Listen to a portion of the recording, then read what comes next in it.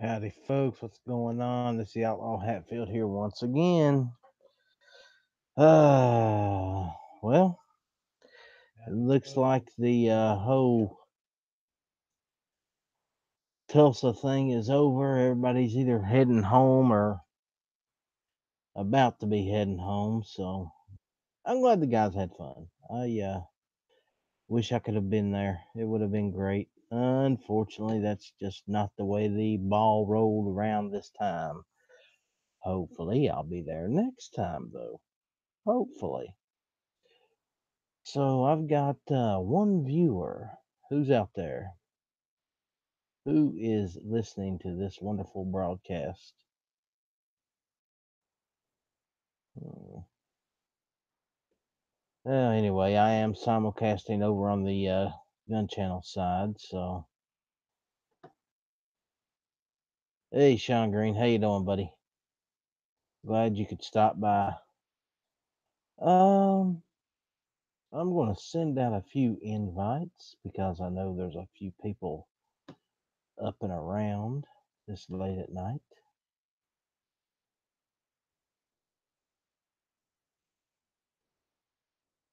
And we are going to start off with this one.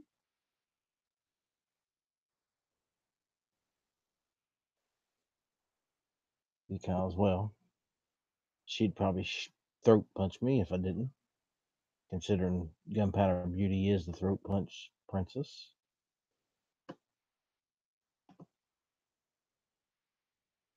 So we're going to see how that one goes. See who's over here on the gun channel side that we can send a link to relatively early in other parts of the country. So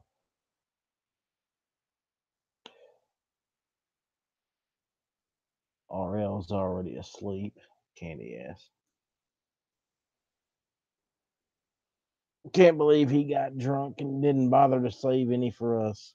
What kind of crap is that? You believe that?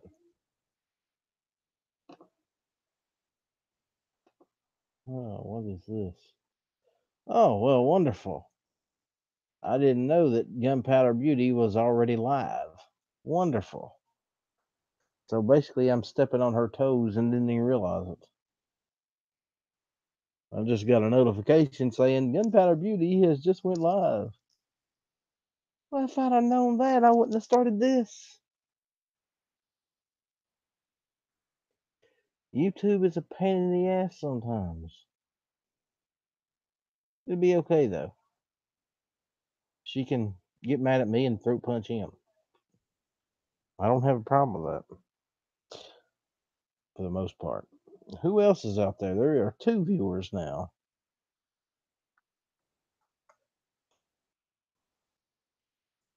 Let's see. Sean, you are not alone. We got three viewers. Guys, if you out there, say hello because I'll never know who you are if you don't.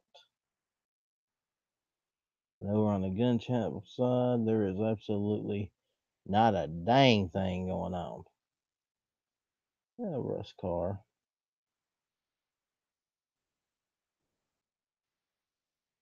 Eh, I remember a few months ago we was all on gun channels one night and we had a chat going, and I swear it was, they started this chat about 11 and I was still sitting in that same room at 6 o'clock that next morning. I guess it was about 6 o'clock. We were having a blast. Alaska 556. Hey Alaska, how you doing, buddy? What time is it in Alaska, by the way?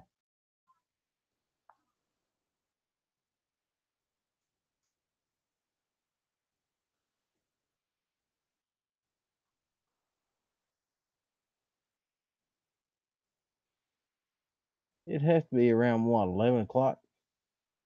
10, 11, somewhere in there. 11, yeah. So it's still fairly early for you, huh? What part of Alaska are you in?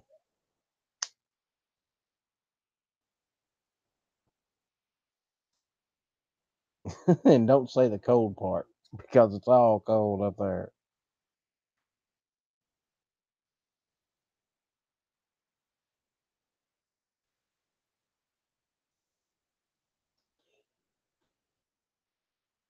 Um, there was a point in time, Janu, yep, there was a point in time when I sort of fantasized about moving to Alaska, you know. And then I decided I hated cold weather, and I really do. I can't stand being cold. Um, so that one went out the window fairly quickly.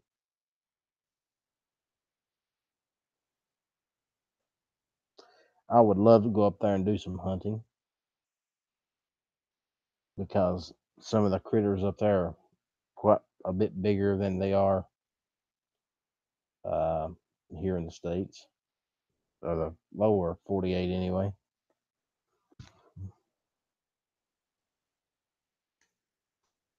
And yes, I'm not so stupid that I don't realize Alaska is part of the United States. I've actually heard people refer to Alaska as if it was some other country, but which is just weird to me. That's like about like saying Long Island isn't part of the United States, but not only is it part of the United States, but it's part of New York. Hey, Zippy, how are you, buddy? Um, you do any hunting up there? Hell, I'm sure if you're from Kentucky, you probably hunted there too, and I'm pretty sure you would hunt in Alaska.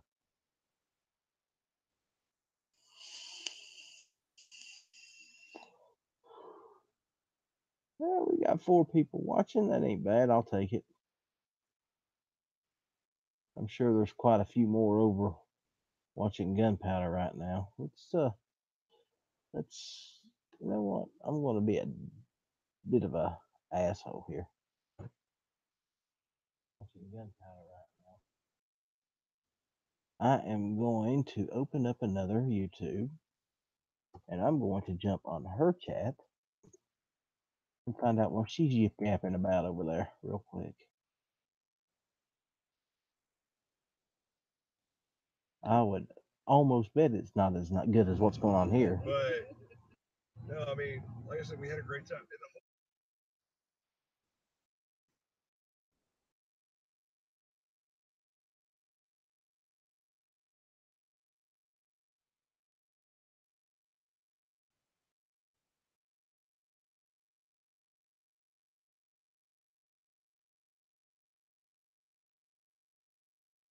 Yeah, they're they're just basically running their mouth and driving in a car at this particular moment. I'm listening to them.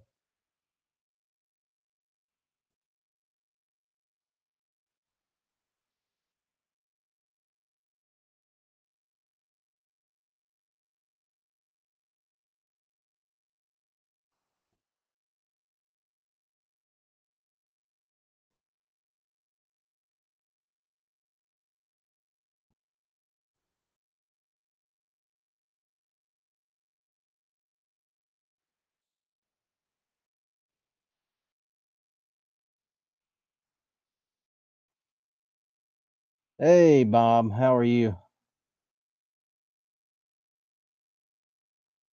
Bob, I'm going to shoot you a link because if I can find you over here on gun channels, I know I got you somewhere. There you are.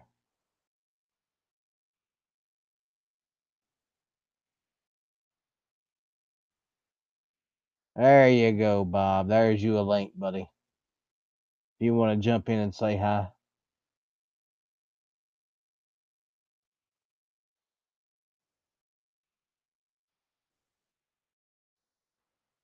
Surprise! Surprise! There's nobody over on the gun channel side watching, but it ain't like I advertised. Well, guys, here's some news. I put out a video earlier. I don't know how many of y'all have actually watched it yet, but I am over 200 subs now. So I put out a video about it. I also mentioned in that video that there's something big about to happen on this channel. There's going to be a big surprise coming up fairly shortly. Something very special, and I would really like for you guys to keep your eyes open. It might be a couple weeks, but it's going to be very interesting when it happens. It's going to be probably one of my best shows. Hey Russ, how you doing, buddy? Anyway, Bob, I sent you a link over to the gun channel side if you want to jump in here. But yeah, I'm up to 200 subs now, a little over actually. So we are moving right along quite nicely. I guess the next milestone will be what, 500. So not that I'm ever planning on getting that high. I wouldn't hell. I didn't think I'd ever get to 200, but miracles happen, I reckon. Yeah, 204. So what it is I think there's just a lot of very bored people in the world. So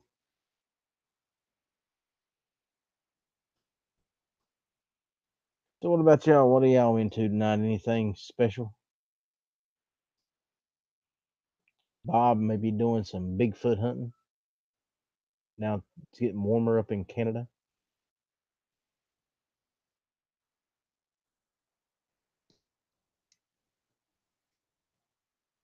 Wait a minute. Do you hunt Bigfoot or do they hunt you? That's the question. Getting into that whole conspiracy thing a little early.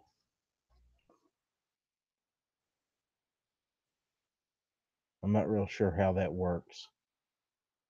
Me personally, I've never seen Bigfoot, so I haven't had a chance to talk to him about it.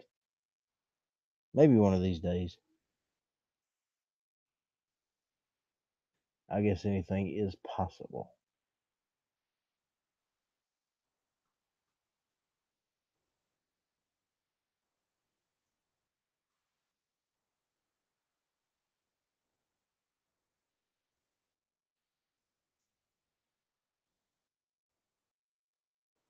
Oh, you hunt them on date night. Yeah, well, yeah, that makes sense for you, Bob. That really does.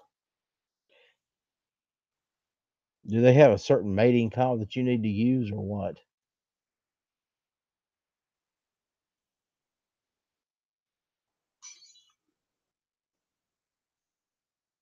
You know, wasn't Mohawk Boy supposed to do his closer show tonight? What happened with that?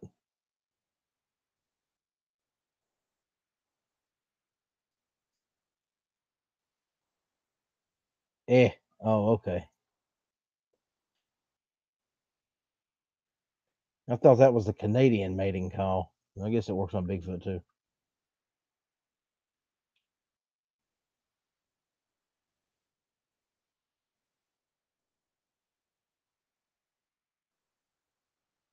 What never ending stream? That could be an interesting conversation depending on where you go with it.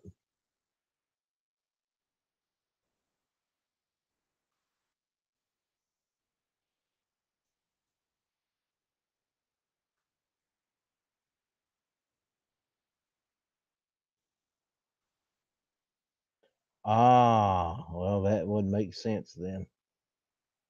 Man, that poor old guy has been sick for, I guess, is it the same thing he had before? Or is this is something new?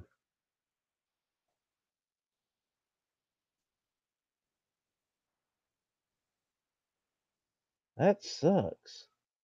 Hey, Juice, how you doing, buddy?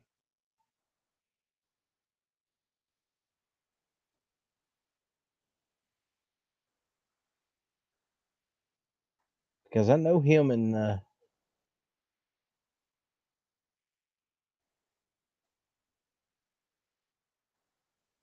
well, I know him and the kid just got over having a brush with something. And now this, man, he's having a run of bad luck. I don't know if you people do any praying, but I think they probably could use a few.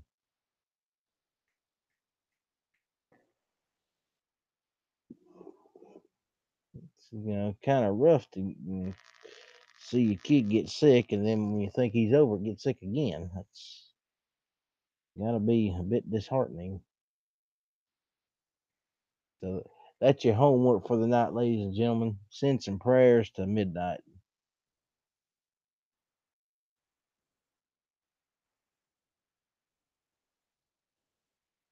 Hey, now you watch what you say about some Pepsi.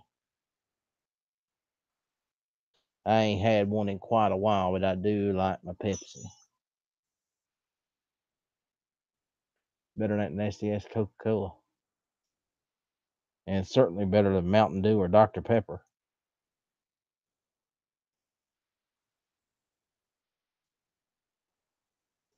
I honestly cannot see how anybody can drink. I honestly don't think I can understand how anybody can drink Mountain Dew. To me, that stuff is just disgusting. Which is kind of weird because it's like West Virginia's state drink, or it should be. And damn hillbillies love that shit.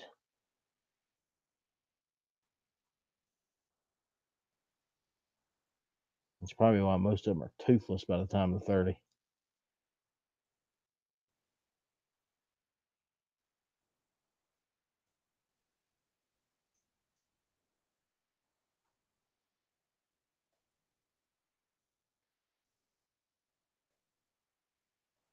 I don't know if it goes flat faster than any other soda, but I can tell you this: I just plain and simply do not like it. Not my cup of tea at all.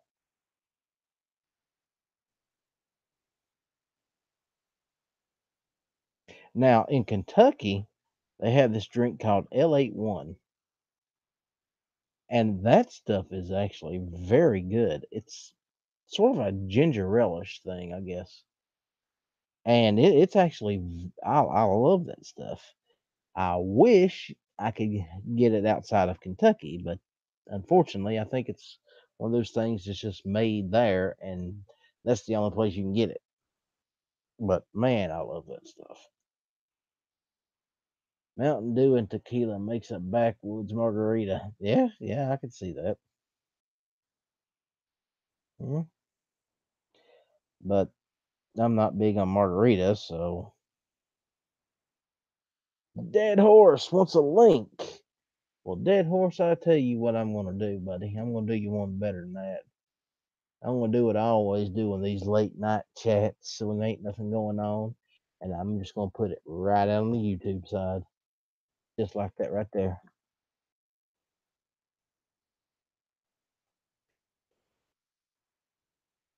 So we are about to beat a dead horse to death tonight,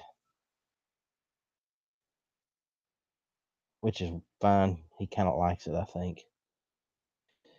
Oh.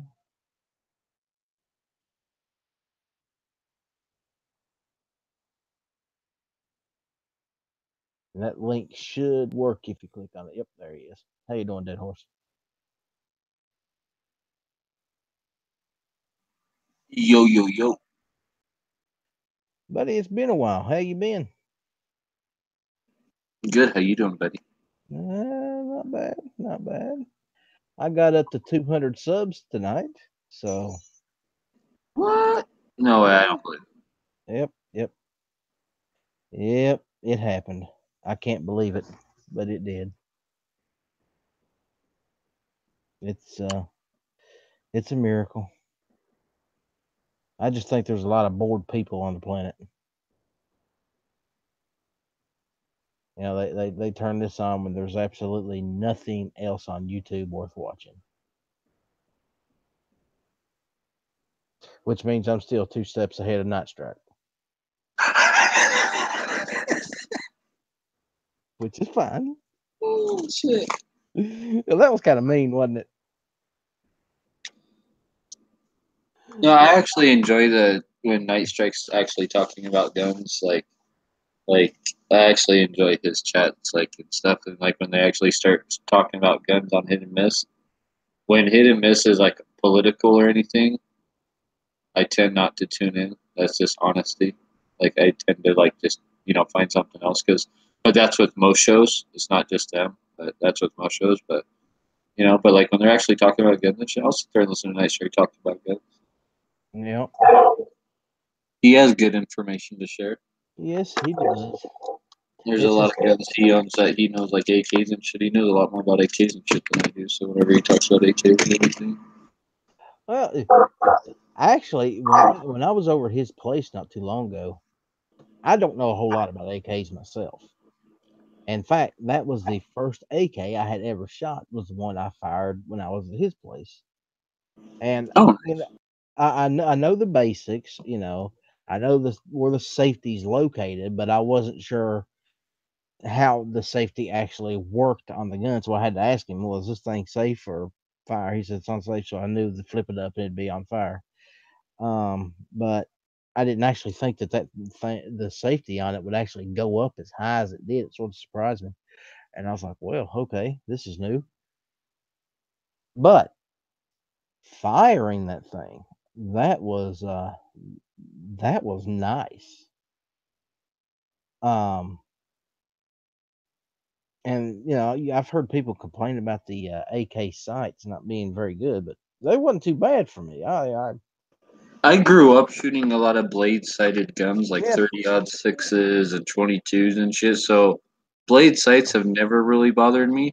What fucking bothers me is my AK has canted sights, and they're not canted like effort. Like I guess like some are canted so bad, like the front sights like all the way over inside the hood, but mine's like just over like enough to where it just bugs the fuck out of me, right? And the gun shoots straight right there. Like the gun shoots straight, like but since the actual front sight post is canted, it just oh like that bugs me. So that's what I'm planning on fixing that. I had a 30-30 Winchester, and it had a blade front sight on it, like you were talking about, but the blade itself had like a dent in it or something, and it just the front of that sight had just a little bend in it from whatever it hit. You got that little dent and bend, which was weird to me. The gun shot straight, but that would just aggravate the fuck out of me aiming down the sights.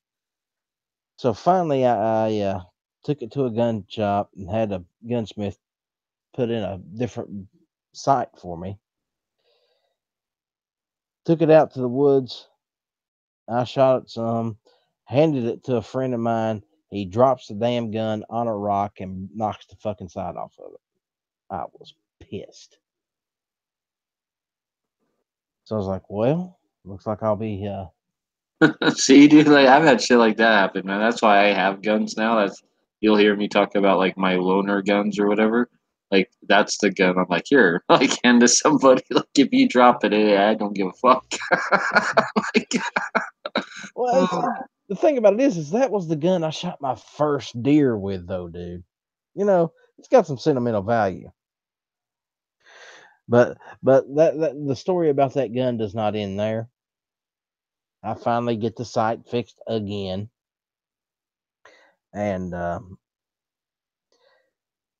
had went back to West Virginia, and I left the rifle at my mom's place. So, and I was there for a while, and then my brother, who was living in North Carolina at the time, asked me to come down and stay with him for a little while. So I did that and just left the rifle in West Virginia. Well, I get back to West Virginia. My sister had taken my rifle and pawned it and lost it. You want to talk about one pissed off son bitch. someone would have been getting a Sinead O'Connor haircut. Oh man. I don't think I'd ever been so mad about something in my life as I was that. Like I said, it had some serious sentimental value. It was my grandfather's rifle before it was mine. He got that son of a bitch sometime in the early 1960s. It was given to him by somebody else, and I was planning on keeping that gun for as long as I had breath in my body. And when I get back, I go looking for the rifle to go out and shoot some. It wasn't there to shoot. So I got to asking mom what happened to it. She didn't know nothing.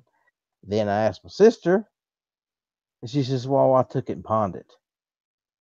And I said, "You did what?" She said, "I took it and pawned it." I said, "Why did you pawn my rifle?" She said, "Well, it was old, and I didn't think you'd mind." And I felt like killing her. Oh man, you ever had that feeling where your stomach literally just drops to your feet? That's about what this was. It was old, and I didn't think you'd mind. You got more. Yeah, I know exactly what you're saying, man. No, dude, like I would have been like, that deserves an ass whooping. Like, Yeah, I for was real. I was rather livid. I was livid.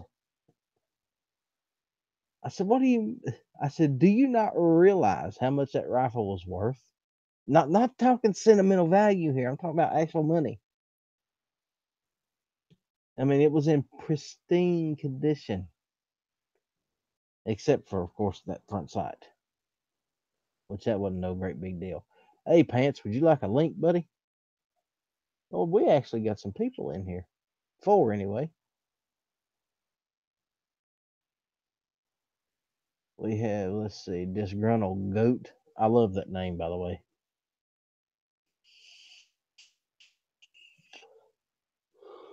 Is Tardot and Gunpowder still live?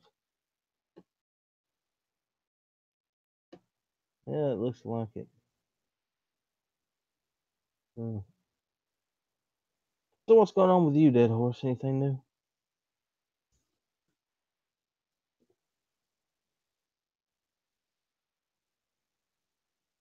Or did I lose you?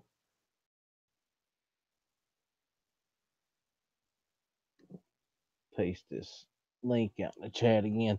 Pants, if you want to jump in here, buddy, you're more than welcome. There's the link.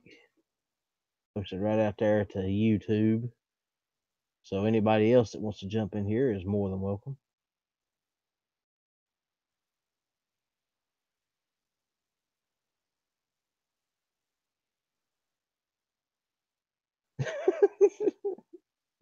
Yeah. But how the law is, they sort of frowned on you putting people on ice. I, you know, I think they ought to allow you at least one murder in a lifetime. Did you ever replace it with like another one, like N- something similar? Nah, never did. Never did. I and if I would replace it, I mean, it was a Winchester 94. If I was to replace it, I would want one. This thing had a cherry stock on it. It was just a beautiful cherry colored stock. And I doubt I would ever find another one with that color stock. And I would want one about that same, era, somewhere in the early 60s being produced. And it would probably cost me a fortune to get another one. Because let's face it, newer ones ain't worth shit. I mean, they're good guns for what they are, but they're not like they used to be. Back then, those things were actual workhorses. But it is what it is.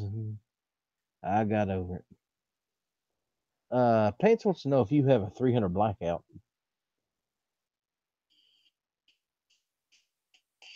I certainly do not have a 300 blackout. Yeah, I do. I got a 16-inch barrel 300 blackout. Not one of like the little short 9-inch or 10-inch ones that are the most popular. Mine's a 16-inch barrel.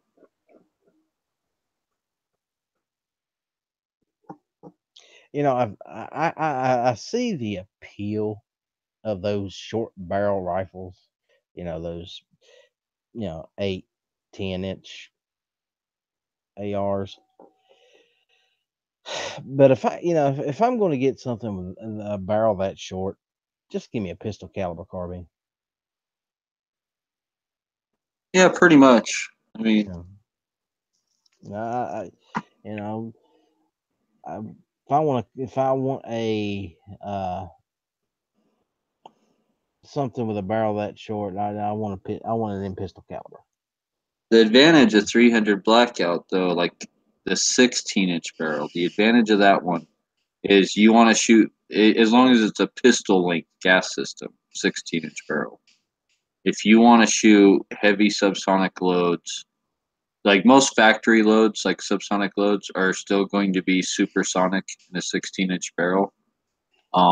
So you got to like pretty much load your own. But if you're loading your own, you can still keep them subsonic in a 16-inch barrel. So if you want to shoot with a suppressor on, or just quiet without ear protection, because it kind of sounds like it sounds like a 22 Magnum. It really does. And I don't know about you, but I shoot like 22 long rifles and 22 Magnums outside, not at an indoor range, but outside, out in the desert and shit without hearing protection. Because it's not loud to me outside. Like those rim fires with a long barrel, and but that's what it sounds like. It's like a 22 mag, and but then if you want to go supersonic, you have a really good variety that in some ways some loads have real similar ballistics to like a 30-30, so it could be a good deer hunting round or whatnot. But you can go really light, and you can start going down to like 85 and 80 grain projectiles, 30 caliber projectiles that are really light, and really start getting some higher velocities in a 16-inch barrel. We're talking like 27, 2,800 feet per second with an 80 grain projectile. And then when you look at what like a lot of 5.56s are doing, or 223s with a 75 grain projectile, a lot of guys are shooting those around 2,800 feet per second. So you're shooting a 5 grain heavier projectile that's, the 30 cal diameter, at the same velocity. So, but you got to handle it. You got to load for that. But like it's a reloaders thing, man. That's what it's for. Like the guys like to tinker around, reload, and that's what it's really for, But like it's a good all-purpose hunter too, for pigs, for deer, for coyote, anything like that. I mean, you can make a load for it. So whatever you're hunting, even varmints, you can load some really light, 85 grain something. Even shoot varmint. I don't get the whole 9-inch barrel thing. Well, I do as far as like being suppressed, and if you were only running suppressors, then I'd be like, okay, an 8 or a 9-inch barrel, 300 blackout, cool. If you don't have a suppressor, it's fucking pointless in my opinion. To have like a 9-inch 300 blackout or something, like it's like that's the whole purpose of the 9 or 10 inch is shooting heavy 220 grain, subsonic loads, right? So, Yeah. I don't know how. I haven't looked at how high velocity, supersonic ammo would, how that comes out of a 9-inch barrel. But I know I've looked at the 16-inch barrels, and most loads are still gaining velocity all the way through 16-inch, so they're not slowing down at all. So, Well, I would say the ballistics on one of those, the supersonics, is probably about like a 7.62 by 3.9, wouldn't it be? Maybe a little better. yeah, it just depends on the bullet weight. There's so much you can do to it. Um, I've seen like energy comparisons to that just blow 5.56 out of the water at 300 meters, 400 meters, as far as like foot pounds of energy on target. I haven't really looked at I know a lot of people have like compared it to 7.62 by 39, but I've never compared it to that round. But I've seen other documentation showing it to some 30-30 rounds, like 150 grain projectiles and all that, compared to a 150 grain 300 blackout projectile, and a lot of those numbers were pretty fucking equal. So, and fuck, who's gonna say a 30-30 ain't good enough to kill a deer or a hog or something? I don't think anybody would, right? How many deer have been taken with that? So Well, like I said, dropped my first deer I ever shot with 30-30, and she didn't run a foot. She died right there where I hit her. but that's kind of how I think of it. To me, it's like a semi-auto 30-30. That's kind of how I think about my loads because most of the shit I'm shooting is supersonic, and so that's I've mostly what had I'm shooting. Is everything from right now 120 to 150 grain. That's pretty much what I'm shooting. I have never fired a gun with a can on it. Never. And I know that's weird for most people to hear, but it's just to me, it's never been a priority. You know. But then again, I see the points behind it. You know, I saw a suppressor on a hunting rifle. Fuck yeah. Just save your ears, dude. It makes sense, but the $200 tax Even stamp even plus. with a hunting rifle with a longer, like a long barreled hunting rifle, because most hunting rifles are like 21 inch, 22, 23 inch barrels, right? And Yep. when you get the barrel out that far in front of you, like I've shot, a 30-06 and a 270 um, at a deer before, and I never use hearing protection when I'm hunting because I like to hear and shit. And Yeah. and I've never really had like a really bad ringing or something because you're out in the open and you're just like, even if there's woods around, like there's no concrete to like, bounce that sound back and like, you know, I don't know. I guess it just depends on where you're at, but taking a single shot on a deer usually like that's never like gave me some kind of like massive hearing trauma or anything like that. Well, Most here's the other hunters I talk to say that they don't use hearing protection either. So I know some, no. but Well, you got to understand that this thing that's come out over the last, I guess, 15-20 years, about eye protection, hearing protection when you're shooting, that's new. Because when I was a kid, that wasn't even a thought in the back of your head for anybody. You go to the range, you didn't have ear protection, you didn't have eye protection, you just went to the range and you shot, unless you were going to an indoor range, because everybody knows what happens when you shoot firearms in a contained space. You will blow out your fucking eardrums. Common sense. But if you're doing outside shooting, nobody wore any kind of ear protection or safety glasses or anything like that. You just went out and shot. But like I said, over the last 20 some years, people have gotten real safety conscious about that sort of thing. So now it's the new in. If you're going to shoot, you wear your ears, you wear your eyes. It's always safety first. And I get it, I really do. But there's been people shooting all their lives, and I don't think any of them ever wore eye protection or ear protection. So, is there a chance that something could I never happen? did growing Yes. up, man. Even when we took hunter safety, there was no hearing or there was like nothing about hearing or eye protection at all. No. No. And even when we shot, because I had to take like a written test and then I had to shoot a target. I think at 50 yards, and all I had to do was just hit the target with like 3 out of 10 shots or something like ridiculously like stupid, right? It was like like you couldn't fail it, and Well, we didn't even do it. like they were like, hey, where's your eyes and ears? And there was like nothing on the test about that, like nothing. No. Like that was like never a thing. But I think all these like cheap ass shotguns blowing up in people's faces over like lately, and for the last like 20 years, all these cheap ass shotguns people have been pumping out and like blowing up. Because man, like I don't know about you, but like all like the most pictures I see of like exploded guns and the most videos I see of exploded guns, I see mostly shotguns more than anything else. Yep. Blowing apart at the breech. You know, So it makes you wonder what the hell they're putting in it too, though. Is that the faulty shotguns, or are they just loading them up with some shit they shouldn't be loading them up with to begin with? well, I saw a gun in person that a spider web had caused it to explode out the side and like peel back the barrel, and it left the spider web in the barrel. Wow. Like nothing, like everything came out the side of the gun, and and it just peeled that barrel back like a banana. But it left a spider web in the barrel. Is that like not crazy, dude? But a spider web caused the shotgun barrel to explode. Then I saw another picture of a gun where someone was or actually it was in person because it was at a gun show. Like at our gun shows, there's always this table that's set up that has like all these like blown up guns, like a safety thing, right? And someone took this one shotgun and like stuck the barrel down in water to shoot a carp or some shit, and pulled the trigger, and it fucking peeled those barrels back too. And that was on like a double barrel shotgun.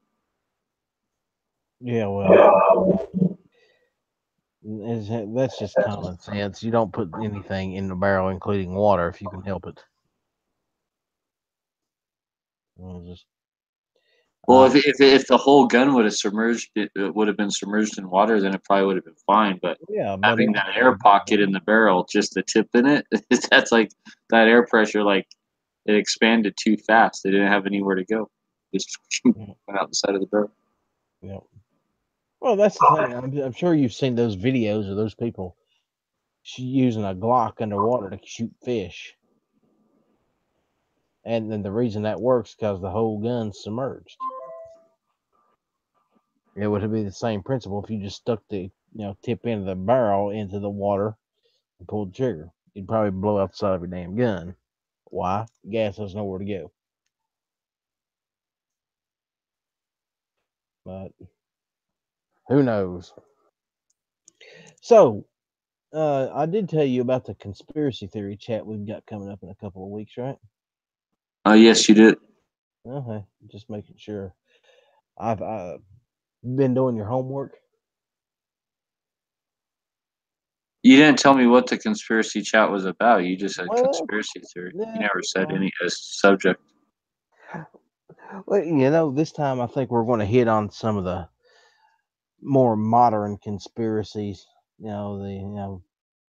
Uh, we're going to probably hit on some alien stuff, that sort of thing, because that's always an interesting topic to get on.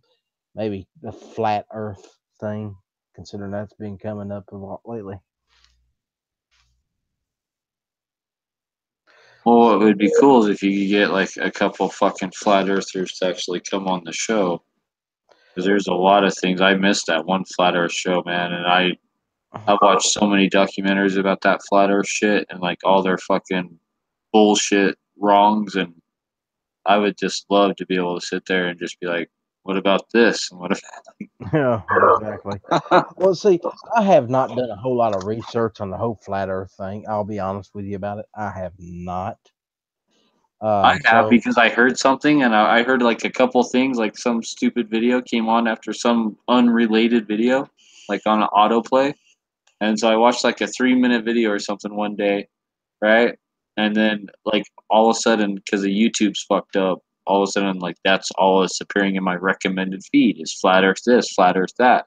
So I was dumb and I watched a couple more videos and I was like, wait, these like two things they say, like everything else they say is bullshit, but these two things they say kind of make sense to me, right? And then so then you like go down the rabbit hole a little further and a little further, and but then what you got to do is you got to be like, okay, let's see what the other side says. Let's see, like, let's watch all the flat Earth debunking videos, and then once you actually like learn a little bit and get a little bit of an education in something you may not understand at first, but still may seem like common sense. But then once you get a little bit of education in it, then you're like, oh yeah, fuck, these guys are fucking nuts, dude. Like, how come they haven't spent 5 minutes and like debunked themselves? Like, what the fuck? uh, I would like to know how they explain the moon. If there's no such thing as Well, see, space, they're all different, dude. how do they explain the moon? They have lots of different theories because like one flat earther will tell you the moon's a hologram, like that's fucking projected onto the dome, dude. And another person will tell you the moon is only like 30 miles in diameter, like it's only 30 miles big and it's only like 20,000 miles away or some crazy shit. It's like not near as far as what like people say it is, and like they all have these theories, and so you can't just like say like okay we're gonna pick this one. Like, you got to know what flat earther you're talking about basically, because all the theories about the moon are just fucking nuts. Some of them even believe the moon's flat too, and that it's not round, that it's just flat, and it's like, but it's somehow facing us why it's flat, and that's why we only see one side of it, right? Because now we only see one side of the moon, Yeah. and because it's tidally locked, so. But so some people are like, I've heard, like, I've watched videos where they're like, yeah, the moon's fucking flat. It's like, whoa, well, if you look at the very edge of the moon and you look at those round craters, how come the round craters at the edge of the moon aren't round anymore? They're all oval. Well, that's because the moon's fucking rounded. So when you look at a circle from like a slant, from a side point of view, then it starts to look oval.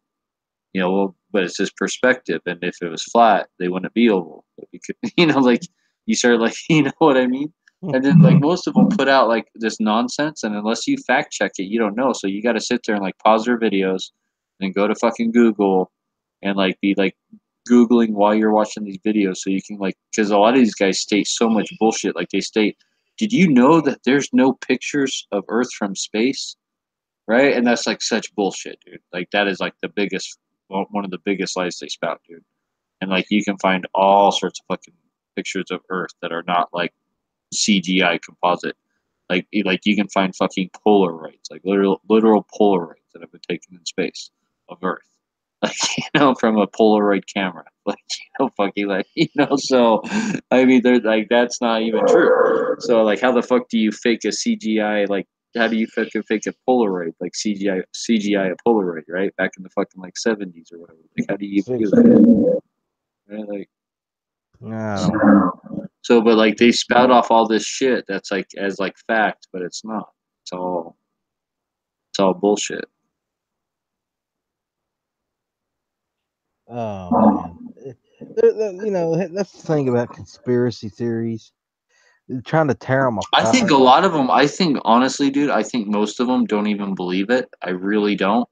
I think most of them are just like for the views, and they're like, man, there's a whole group of people that are dumb enough to listen to this stuff and want to believe it, and it's so easy to get them to chase down the rabbit hole.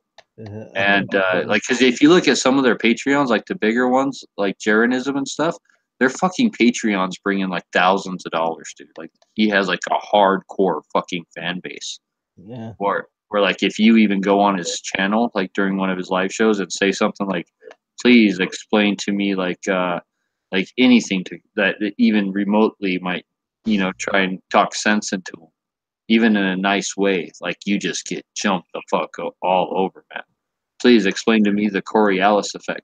The Coriolis effect was debunked 200 years ago, and da da da. Like they just like jump all over your case, and you're like, well, there's a fucking building standing today that like is based off of nothing but that. Like that's all it's for, is to hold a huge pendulum to that proves that Coriolis effect. That's a lie. That's government conspiracy. They built a building just to hang a pendulum in it to watch it swing, just to fake us to think the Earth's round, right? Oh. And then they always come down to like some kind of financial gain thing. Like it's all comes down to like a financial gain thing. Like why wouldn't they be able to make the same money on flat Earth as round Earth? I don't get that. Like they always point to that. Like it's because they're controlling our minds, and it's money. It always comes down to money. And it's like, why wouldn't they make the same money? And some of them believe there's more land beyond the ice wall, and that's why they're hiding more land. So at least those guys have a good end reason, right? Like they're hiding land. But a lot of them are just like, nope, this is all there is, and they're just they're making money off flat Earth somehow. It's the lizard people. They're behind it all. But I honestly think that some of those people are You know who not it is? that dumb. Like they're You know just who's behind all this? The globe manufacturers. They're in the pocket of big globe. like the You snow know, globe, like the snow globe Any that you globe, picked up. any false round globe, you're just paying money to the big globe corporation. You're talking like the school globe, or and snow Yeah, globes, like all the globes. they brainwash the kids with the balls. like the Globe Trotters. Oh, that's totally fake. They're flat trotters. They don't even use a round ball. They throw a frisbee that just looks the way they throw the I frisbee. used that one night. I used that one night on one of these flat Earth shots, and I was like, okay, if the Earth is flat, please explain to me the Globe Trotter. They got so pissed. Oh Lord. Dude, I don't know if it was you or somebody. I think it was that night where I was driving from New Mexico, but somebody said I never heard it before. Like flat earthers are right or something. Like there's or wait, how was it? Anyway, it ends up with like flat earthers all over the globe or something. You know, like flat earthers are all over the planet or some shit. Anyway, it's funny. It was funnier when you actually know what the fucking joke is. G Webs, how you doing, buddy? It's been a while. Are you driving It's- on your way back? No, I have potentially an alignment issue. No seems to think I need to check it before I get on the road. And so everybody left, almost everybody left already. Mr. Wright is heading out in the morning. Cycle Camp and his brother are taking John back to New York and then back to Connecticut tomorrow. And then Night Strike heads out tomorrow. And can't think of his fucking channel name ever. Other dude and his wife are flying out tomorrow. And then Dano's driving back tomorrow. And I have Dano's ammo. Well, what is your van doing, dude? Oh, so here's the deal with the van. So when I got it, the steering wheel was tilted to the left, like if just like my cop car, like if the thing always turned left all the time or whatever. And I didn't care one thing about it. I drove up to because it drove fine and everything. So I drove up to Illinois and the transmission went out, right? So when I took it into the place to have the transmission replaced, I said, "Hey, can you see about straightening the steering wheel for me?" And they took the thing in, they changed the transmission, and then they said, "We looked at the steering, but it's going to take parts, so we just put it back together or whatever." And it was a little bit straighter, so I was like, "Okay, that's basically what I asked for, just getting the wheel a little bit straighter." So, but they didn't say nothing like it's super dangerous, like you're going to die. So I went on the rest of the trip, what probably like 7,000 miles. Been to California, been to I don't even remember. You know, I've been all over the place with this thing. So someplace along maybe the last few months, I was taking to take a picture of the van, right? And I got out and the wheels were stupid looking. So I went in and I yanked the steering wheel to get the wheels to turn to look not stupid looking, right? And because I do that in cars all the time and it's no big deal, but I didn't think about it in a giant van like this. So the wheels turned and everything, the tires, but then when I got back in the van, the steering wheel was straight. And I was like, uh-oh, that's probably not good, right? So it's been straight. And then I thought it was from doing a 3-point turn, but now that I'm thinking about it, like the off ramps here don't fucking have any, what do you call that? Like bank to them. They're just fucking flat because they want to flip over trucks all the time. So I come into this off ramp and I was going way too fast for it. And I'm like trying to brake, you know, on a really sharp turn, how it's like, you know, the worst thing to do. And I kind of went, bum, bum, bum, bum, and I'm using my hand to show you, but like, you know, I kind of almost flipped over, right? Bum, bum, bum, bum, bum, breaking and fucking skidding along, you know, wrong direction to the tires or whatever. And it wasn't a huge thing. It fucking broke my shelf in the back and shit, and like everything in the van went flying, but it didn't flip over. And I think that's when the steering wheel went back to being crooked again. So I was driving around, and it's not like it's doing anything weird or loose or anything like that, but I figured, hey, you know what? I'm just sitting here. I'm gonna, you know, driving, and I had noticed that it was crooked again. So I took a picture and sent it to No, and I, you know, kind of explained, and I said, "Is this an issue?" And he's like, "Oh yeah, that's not good." So that's sort of where I'm at. And then that was a couple of days ago, but you know, I'm only driving like 12 miles over here and 12 miles But over. it's not shaking right now while you're driving down the road or anything. It's not shaky. It's not like loose. It doesn't change or anything.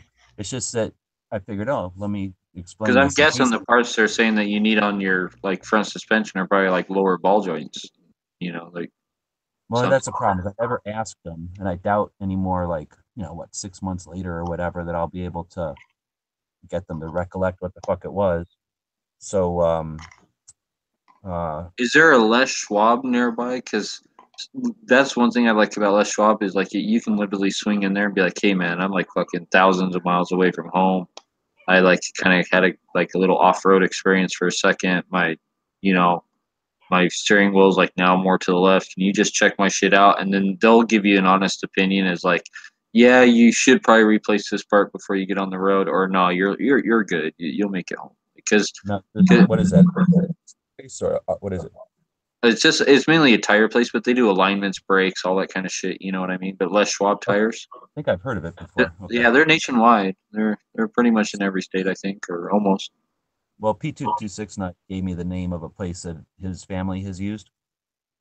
So I figured I'd call them in the morning and do the same thing. Say, hey, do you mind taking a look at this? And then he gave me the name of another place that he knows has got a good reputation. I So like I don't Les know. Schwab because they don't charge you anything to fucking look at it, though. That's what I like about them is that they'll just straight up look like That a lot really of helps. places are like, oh, it's $100 just to put it on the rack and look at it, right? Like Les Schwab, like especially if it's something just to do with the suspension. That's me, like that's what they mainly do is tires and suspension, right? And Well, like a plus I doubt they need to like take it apart or anything to see it. yeah, and but a lot of places are straight up like, oh, it's $100 just to put it on the rack just to look at it straight up. But Les Schwab's like, yeah, they'll look at it for free, give you a Well, I free ain't paying estimate. to look at it for sure, but I'll take it to as many places as will look at it for free, basically, because I'd rather have 3 opinions, and if 2 of them are like it's good to go or And it needs. big O's are franchises, so like they're owned by different people. But some big O's look at your shit for free too. Well, that we So do have in Arizona, so I'll check that out. I've used their tires before because they're pretty much nationwide too. yeah, and but like I said, they're franchises. So like the Big O here locally by me, they charge you to look at your shit. But if I go into the one in Salt Lake, they'll look at it for free. So you know.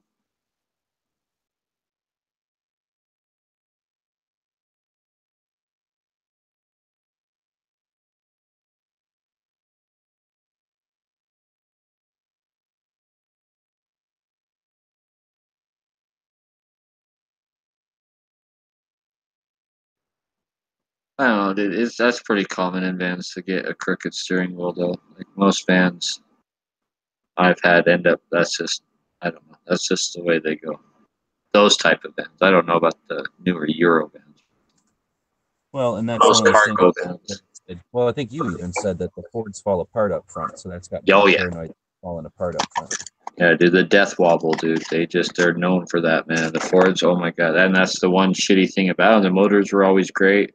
The trannies were great, but the death wobble just made them absolutely just worthless because they constantly got it. And you were just constantly dumping money into that front end, and it was a never-ending battle with them.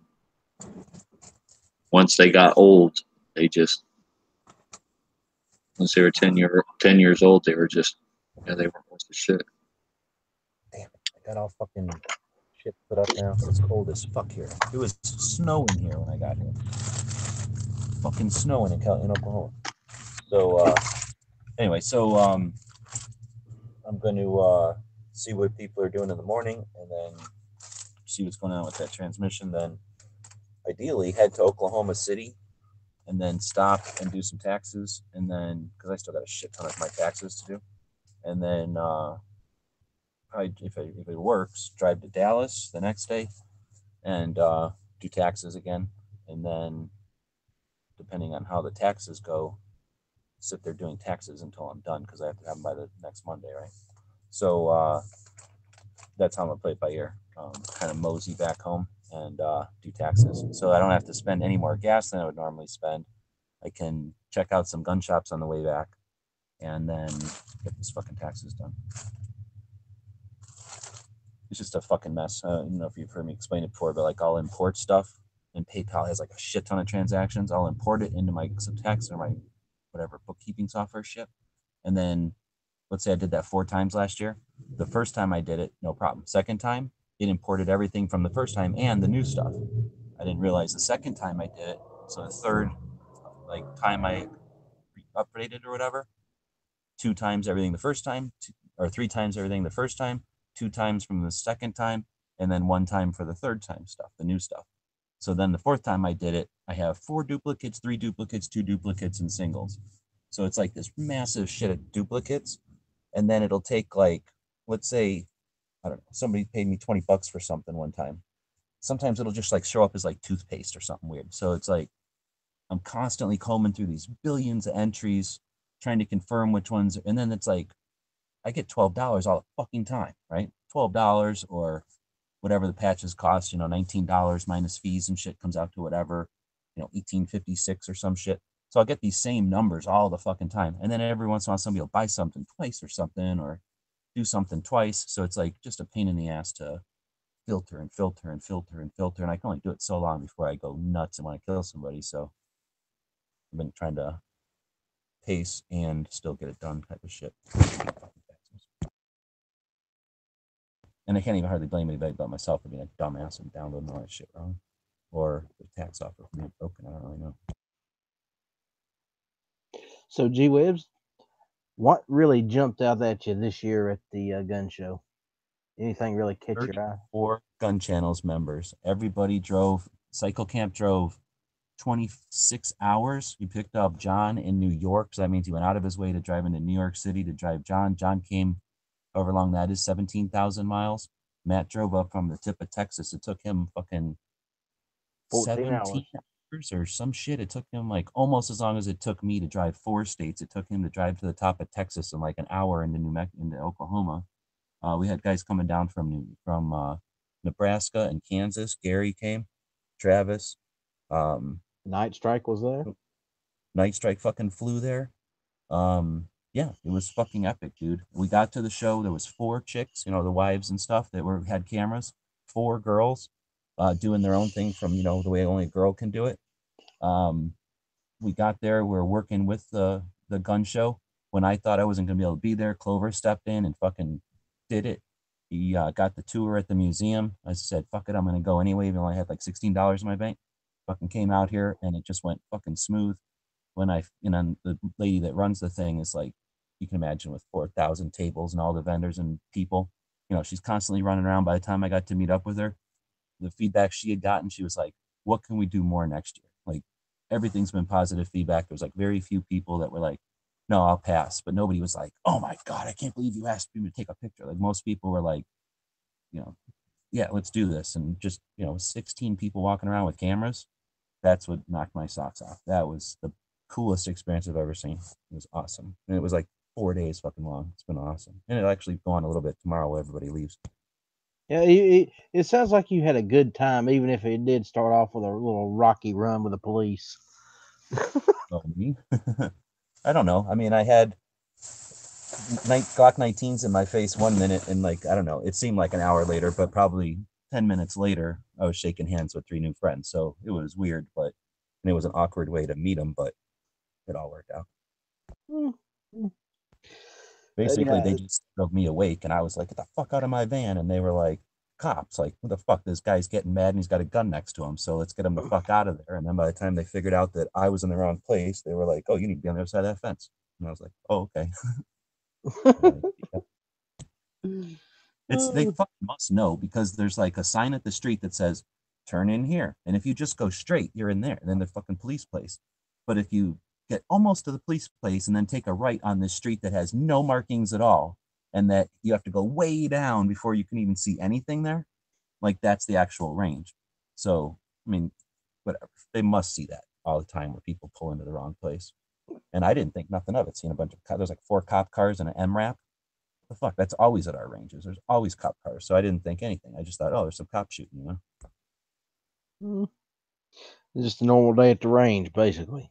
But It seemed like it. There was gunfire, in the bays and shit, and there was other cars there besides cop cars. So yeah, it just seemed like I was at the range. Plus, Nut texted me and goes, "Hey, I'm already here," and I go like, "So am I. I'm taking a nap." He's like, "Okay." So I thought I was there. Yeah, well, next time you'll know, huh? I guess so. Yeah. I'll know in the morning. He's sending me to a tire place. Hopefully it's not. I told him like this. This is the fucking police motor pool. We're gonna have a fucking talk. Oh Lord, that would be hilarious. It probably wouldn't be so funny for you, but yeah, that would. All right, I That'd gotta be go up funny. front with my internet. I guess I left it up front. Oh Lord, I am hoping that this fall I'm going to make it the trip out there, and I hope there's a turnout like there was this time, because there's a lot of these guys I would love to actually get to meet, talk to, shake their hands. We shall see. I make no promises, but we're going to work toward it.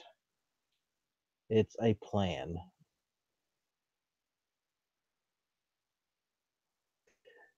Um, Dead Horse, are you planning on making it out there anytime?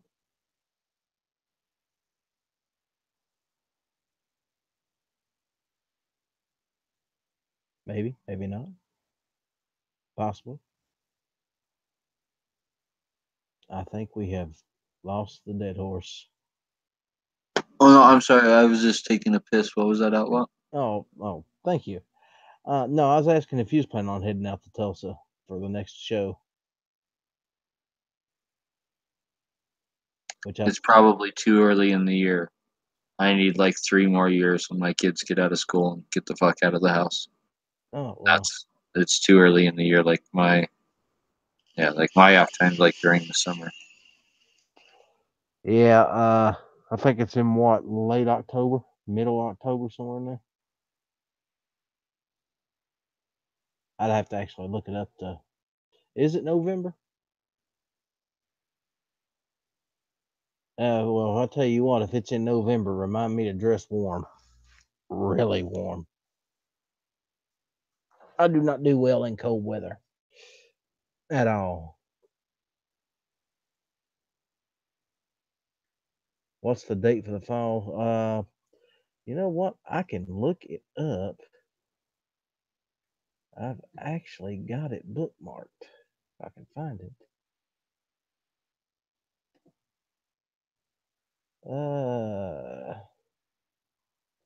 November 10th and 11th, 2018. More than 4,200 tables. So there you go. Put it on your calendars, ladies and gentlemen.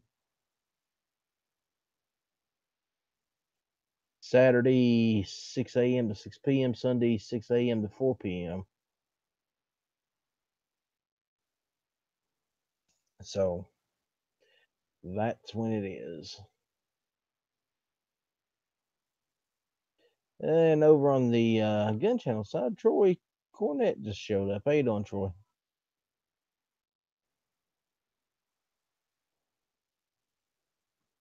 Okay, who's over there? Troy Cornett. I know. The pants is still with us, I think. So, hey, this has not been a bad show for this late at night. And I do want everyone out there to know that I appreciate you showing up for these very late night chats that I've been doing lately. Yeah, right on. Thanks for hosting. Glad to have somebody to bullshit with. You know what, man? This is just a spur. You asked me earlier why I'm not posting these things over on a gun channel site, and I was like, I really don't have a reason not to. It's just it never crossed my mind to do it. Well, think about it like this, maybe. We had 16 people, but 34 altogether with husbands and wives, and Matt brought his kid, and Brim brought his two brothers. Psycho Camp brought a brother. I don't remember if I'm missing anybody, but we had everybody out there with, I don't know, I brought 500 gun channels cards, and I think I brought home like 30. So, there's a bunch of people out there, and I know some of them were saying things when they went to the table about gun channels and welcoming people and inviting them. We had a fucking table. Did you see the tablecloth that Clover's wife made?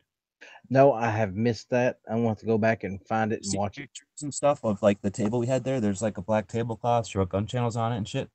And then dudes brought their like patches and stickers and stuff to like give away to people who came by. So we were in a corner of the building, and it's behind this place that sets up with like Liberty safes every fucking year. Or no, they're Fort Knox maybe. I think they're Fort Knox.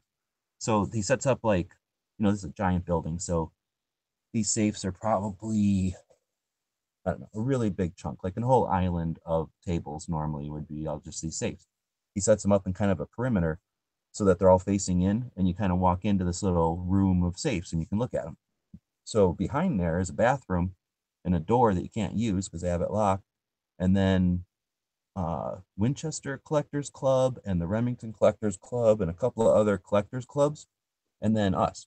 So yeah, it was anyway. So we had a table there with the gun channels tablecloth on it, and that way, with 30 people, there's always somebody sitting there, like always somebody ready to sit down for a bit. And if you can imagine, well, you'll see the videos where we pan around or whatever, but like there was a big area in front of the table that's just like kind of wasted space usually. And Mm-hmm. then that's where our electric was over by the safes. So you could sit at the table and your electric stuff was in front of you, but at least you could keep an eye on it and it could charge and stuff. And next year we'll bring a cord. But we had this big ass area there that is not used for anything because it's sort of dead and or dead air, and it's perfect for us because we could literally have everybody there. It was kind of cool. You know how we do the pictures? Yep. Marco came up with doing pictures where we hold the G's and I'll stick them into a circle with our Mm-hmm. hands. We Well, posted a bunch of people posted that picture on I, Instagram. I did see the one picture with the whole gang sitting there, and you sitting in a chair off to the right hand side, and all you see is part of your leg. And I was like, What the fuck is that? Who posted that picture? I don't know, but it says G webs, and all you see is just part of you. And I don't like that. Uh, yeah, anyhow, I'm talking about where we all hold a patch and we just stick it, stick our hands in, and uh-huh. like if you're doing a hoorah or some shit before a football game or some shit. So like we all stick our hand in there and then we take pictures.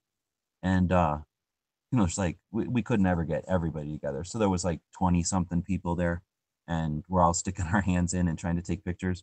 So like there's like a billion people at this gun show. Like there's just people walking up and sticking their hands in. Like, they're like, well, all these other people stick their hands in. There must be something to stick your hands in. So like people are we don't even know. We're just like walking up. So if you look at those pictures, there's like hands without anything in it, and that's just like strangers who walked up and thought there was some reason to stick their hand in there, like we were giving out patches or something maybe. Hmm. So it was kind of funny. I'm glad y'all had fun. I mean, I know Dude, for a not only lot of that, like I say, we worked with the show. They're happy. The vendors are ecstatic, dude. Like some of the feedback was like, "Oh, I can't believe this is awesome! Like it's been so long and there's nothing on the web. Like you guys are great. Thanks for doing this." Fucking, it was awesome, dude. So, yeah, and plus it was a massive blast. I mean, I've known Matt for fucking what 9 years, some fucking shit. I think I've known Matt for fucking 9 years on the internet. This is the first time I got to fucking shake his hand and shit. Pawnery fucking drove 7 fucking hours to be there for 4, turned around and drove 7 back so he could get back to work on Sunday morning. yep, So that fucker has the fucking shit right there. 7 fucking hours, 14 hours driving all together so that he could hang out with us for 4 hours. That's the shit right there. yep. That's what gun channels is. That's dedication, brother. That's dedication. Yeah, it's just fucking cool. So it's really neat, because we all know each other, and then getting to hang out is just a trip. So it was cool. And sometimes in the past, even a lot of times actually, especially and maybe it's because there's only a couple of us. Like when only 2 or 3 of us show up, we end up spending the whole time fucking bullshitting in real life, without a camera going, no fucking nothing, not sharing it with nobody. But dude, we had 7 live chats going in that lobby of that hotel the first night. Like this took it to a whole nother fucking level. Yeah, November is gonna be fucking wild. So I we're all gonna intend to be drive over there. to the things. We're gonna meet up. When everybody gets home, we'll do some kind of hangouts and like figure out what we all thought about on the way home, like going over it after action or whatever. But like we already have like just from brainstorming like little bits here and there, like just fucking crazy good ideas about how to do something a little bit better or shift this around or do something else now. And we've got NRA in a few weeks, so we could potentially be doing it again soon. And then we've got, no, this one coming up again in November. Then of course SHOT Show, whole nother level, and Gun Rights Policy Conference. Hopefully, we'll get people that are interested in going to Chicago for the fucking second.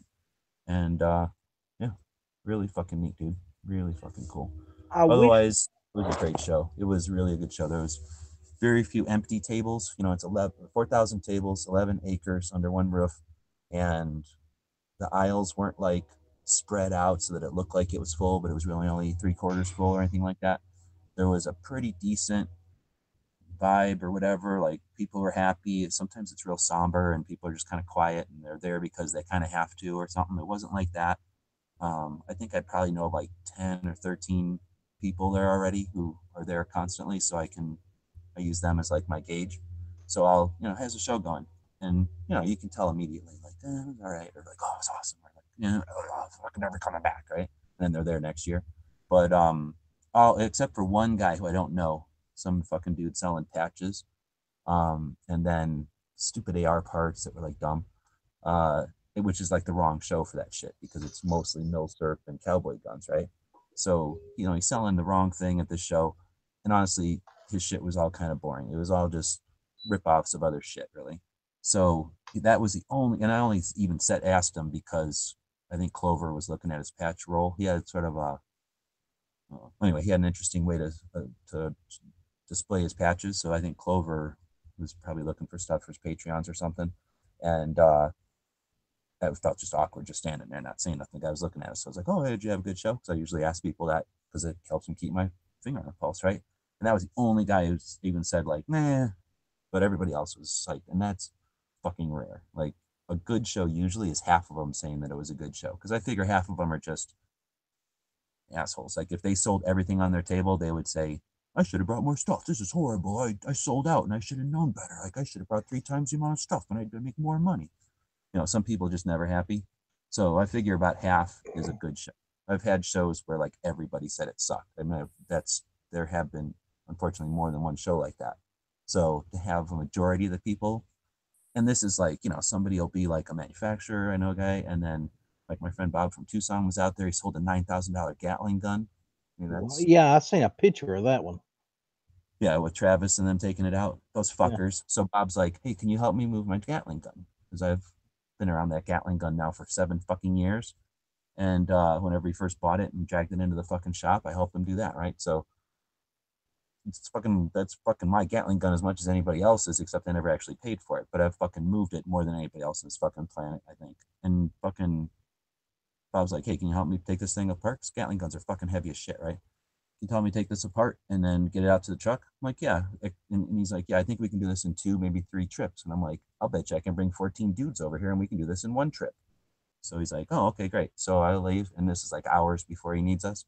I go back to the table eventually, and I'm like, hey, has anybody got a good back and wants to help me move a Gatling gun with Bob? And he's like, Jeswa and fucking Sand Hills and um, Travis are like, hell yeah. And Ghost was like, fuck, I gotta leave first because he was already leaving.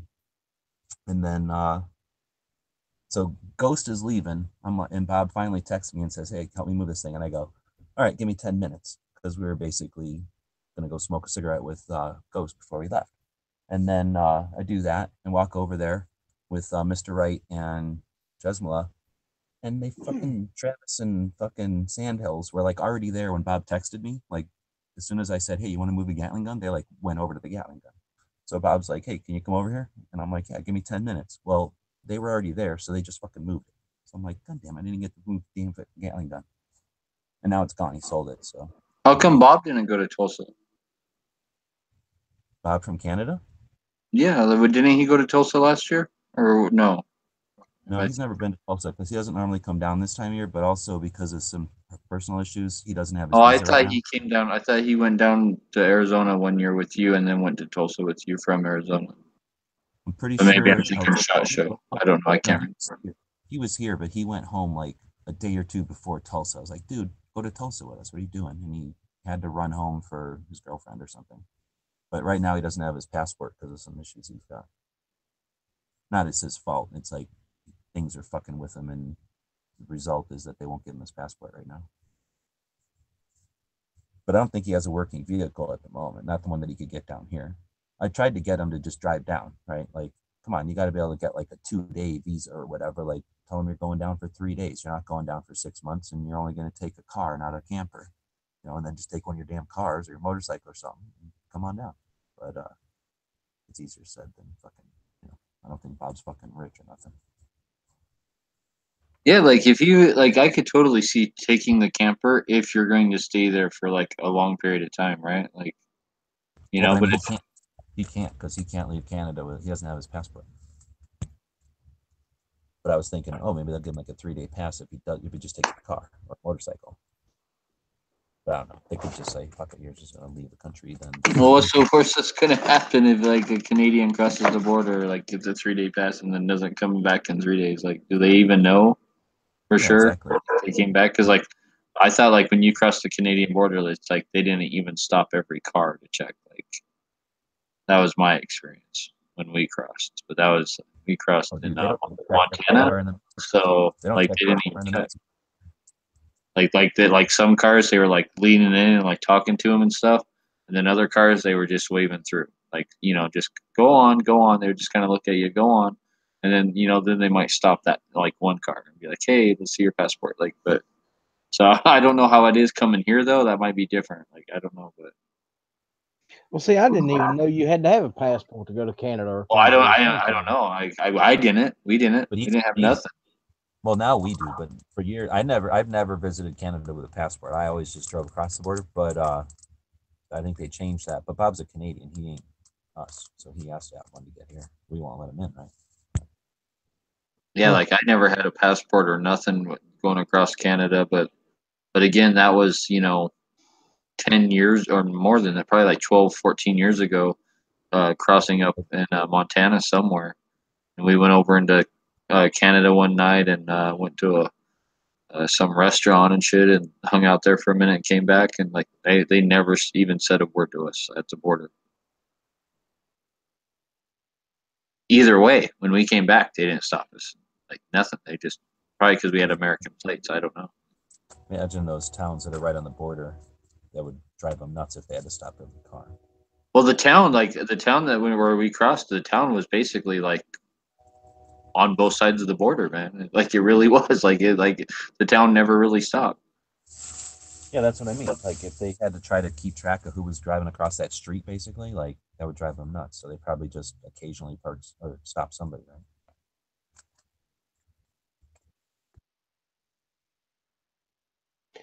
Yeah. But yeah, next year I am definitely, or this fall I'm definitely going to try to get out there.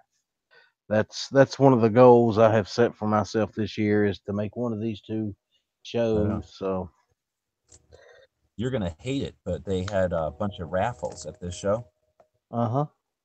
and then giving away guns and stuff.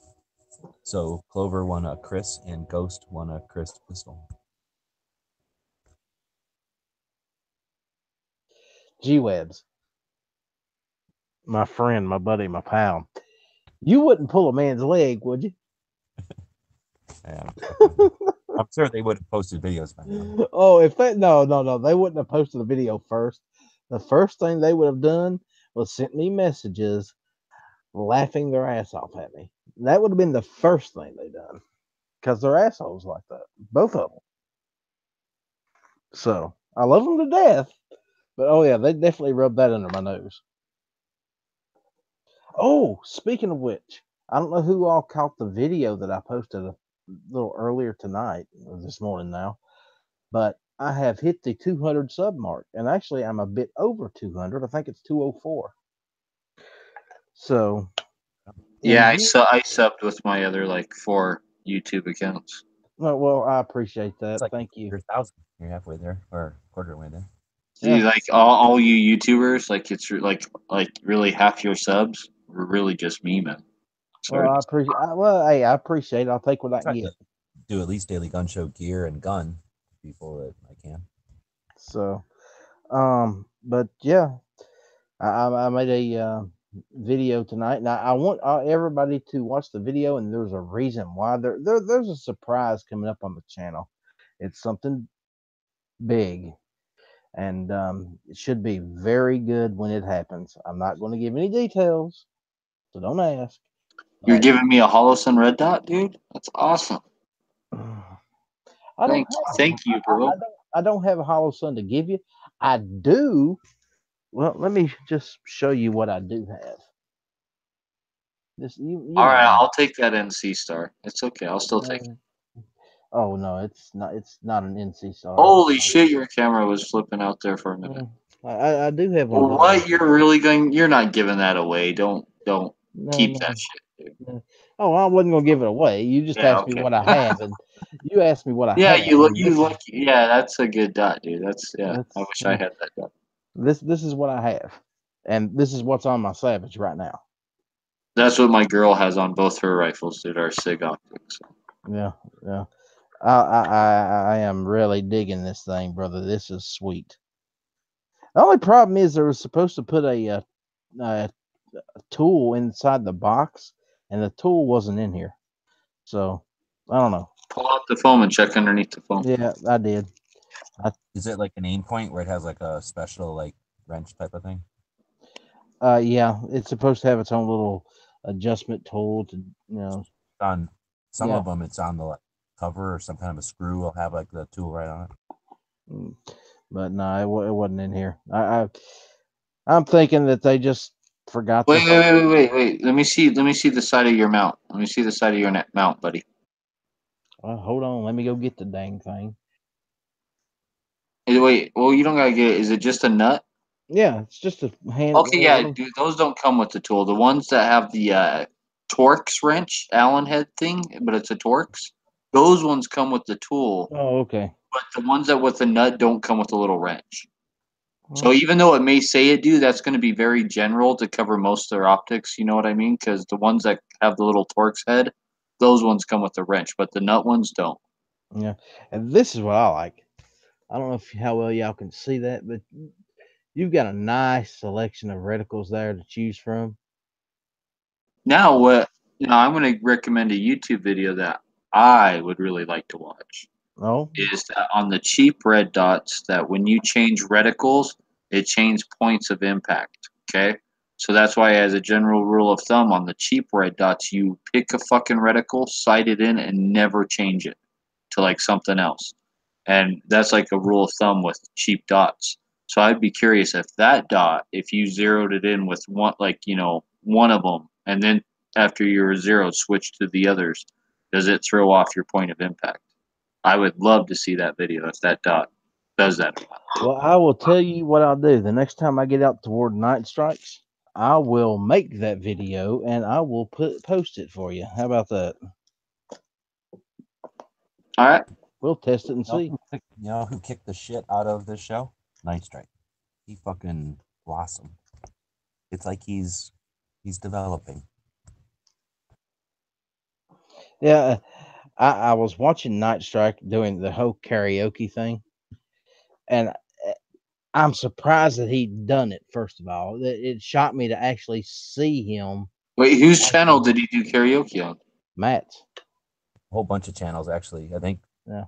John. Okay, because I saw some videos of karaoke, but I didn't see Night Strike. Like I saw your videos, G-Webs, and I didn't see Night Strike. Night Strike's in the one I did. The one where they're singing Ice Ice Baby. Night Strike is back there. Oh, wait.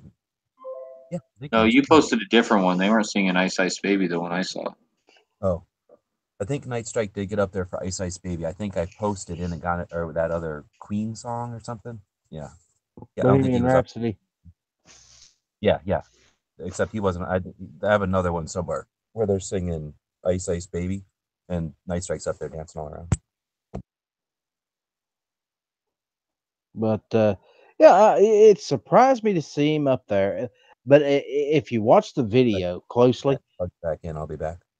he is Night Strike sort of hiding himself behind Matt. Well, I'll tell you one thing: Night Strike has more balls than I do, so I give him that. Well, They would have been like, if they would have been like, get up there and sing karaoke, I would have bitched out. I would have been like, no, fuck off, dude. I don't sing. I don't. Like, I do right. like karaoke. I want Like I don't even sing in the shower. Like when I'm alone in the car, I don't even sing alone in the car. So like, why the fuck would I sing karaoke, right? Like, so Night Strike has like way more balls than I do.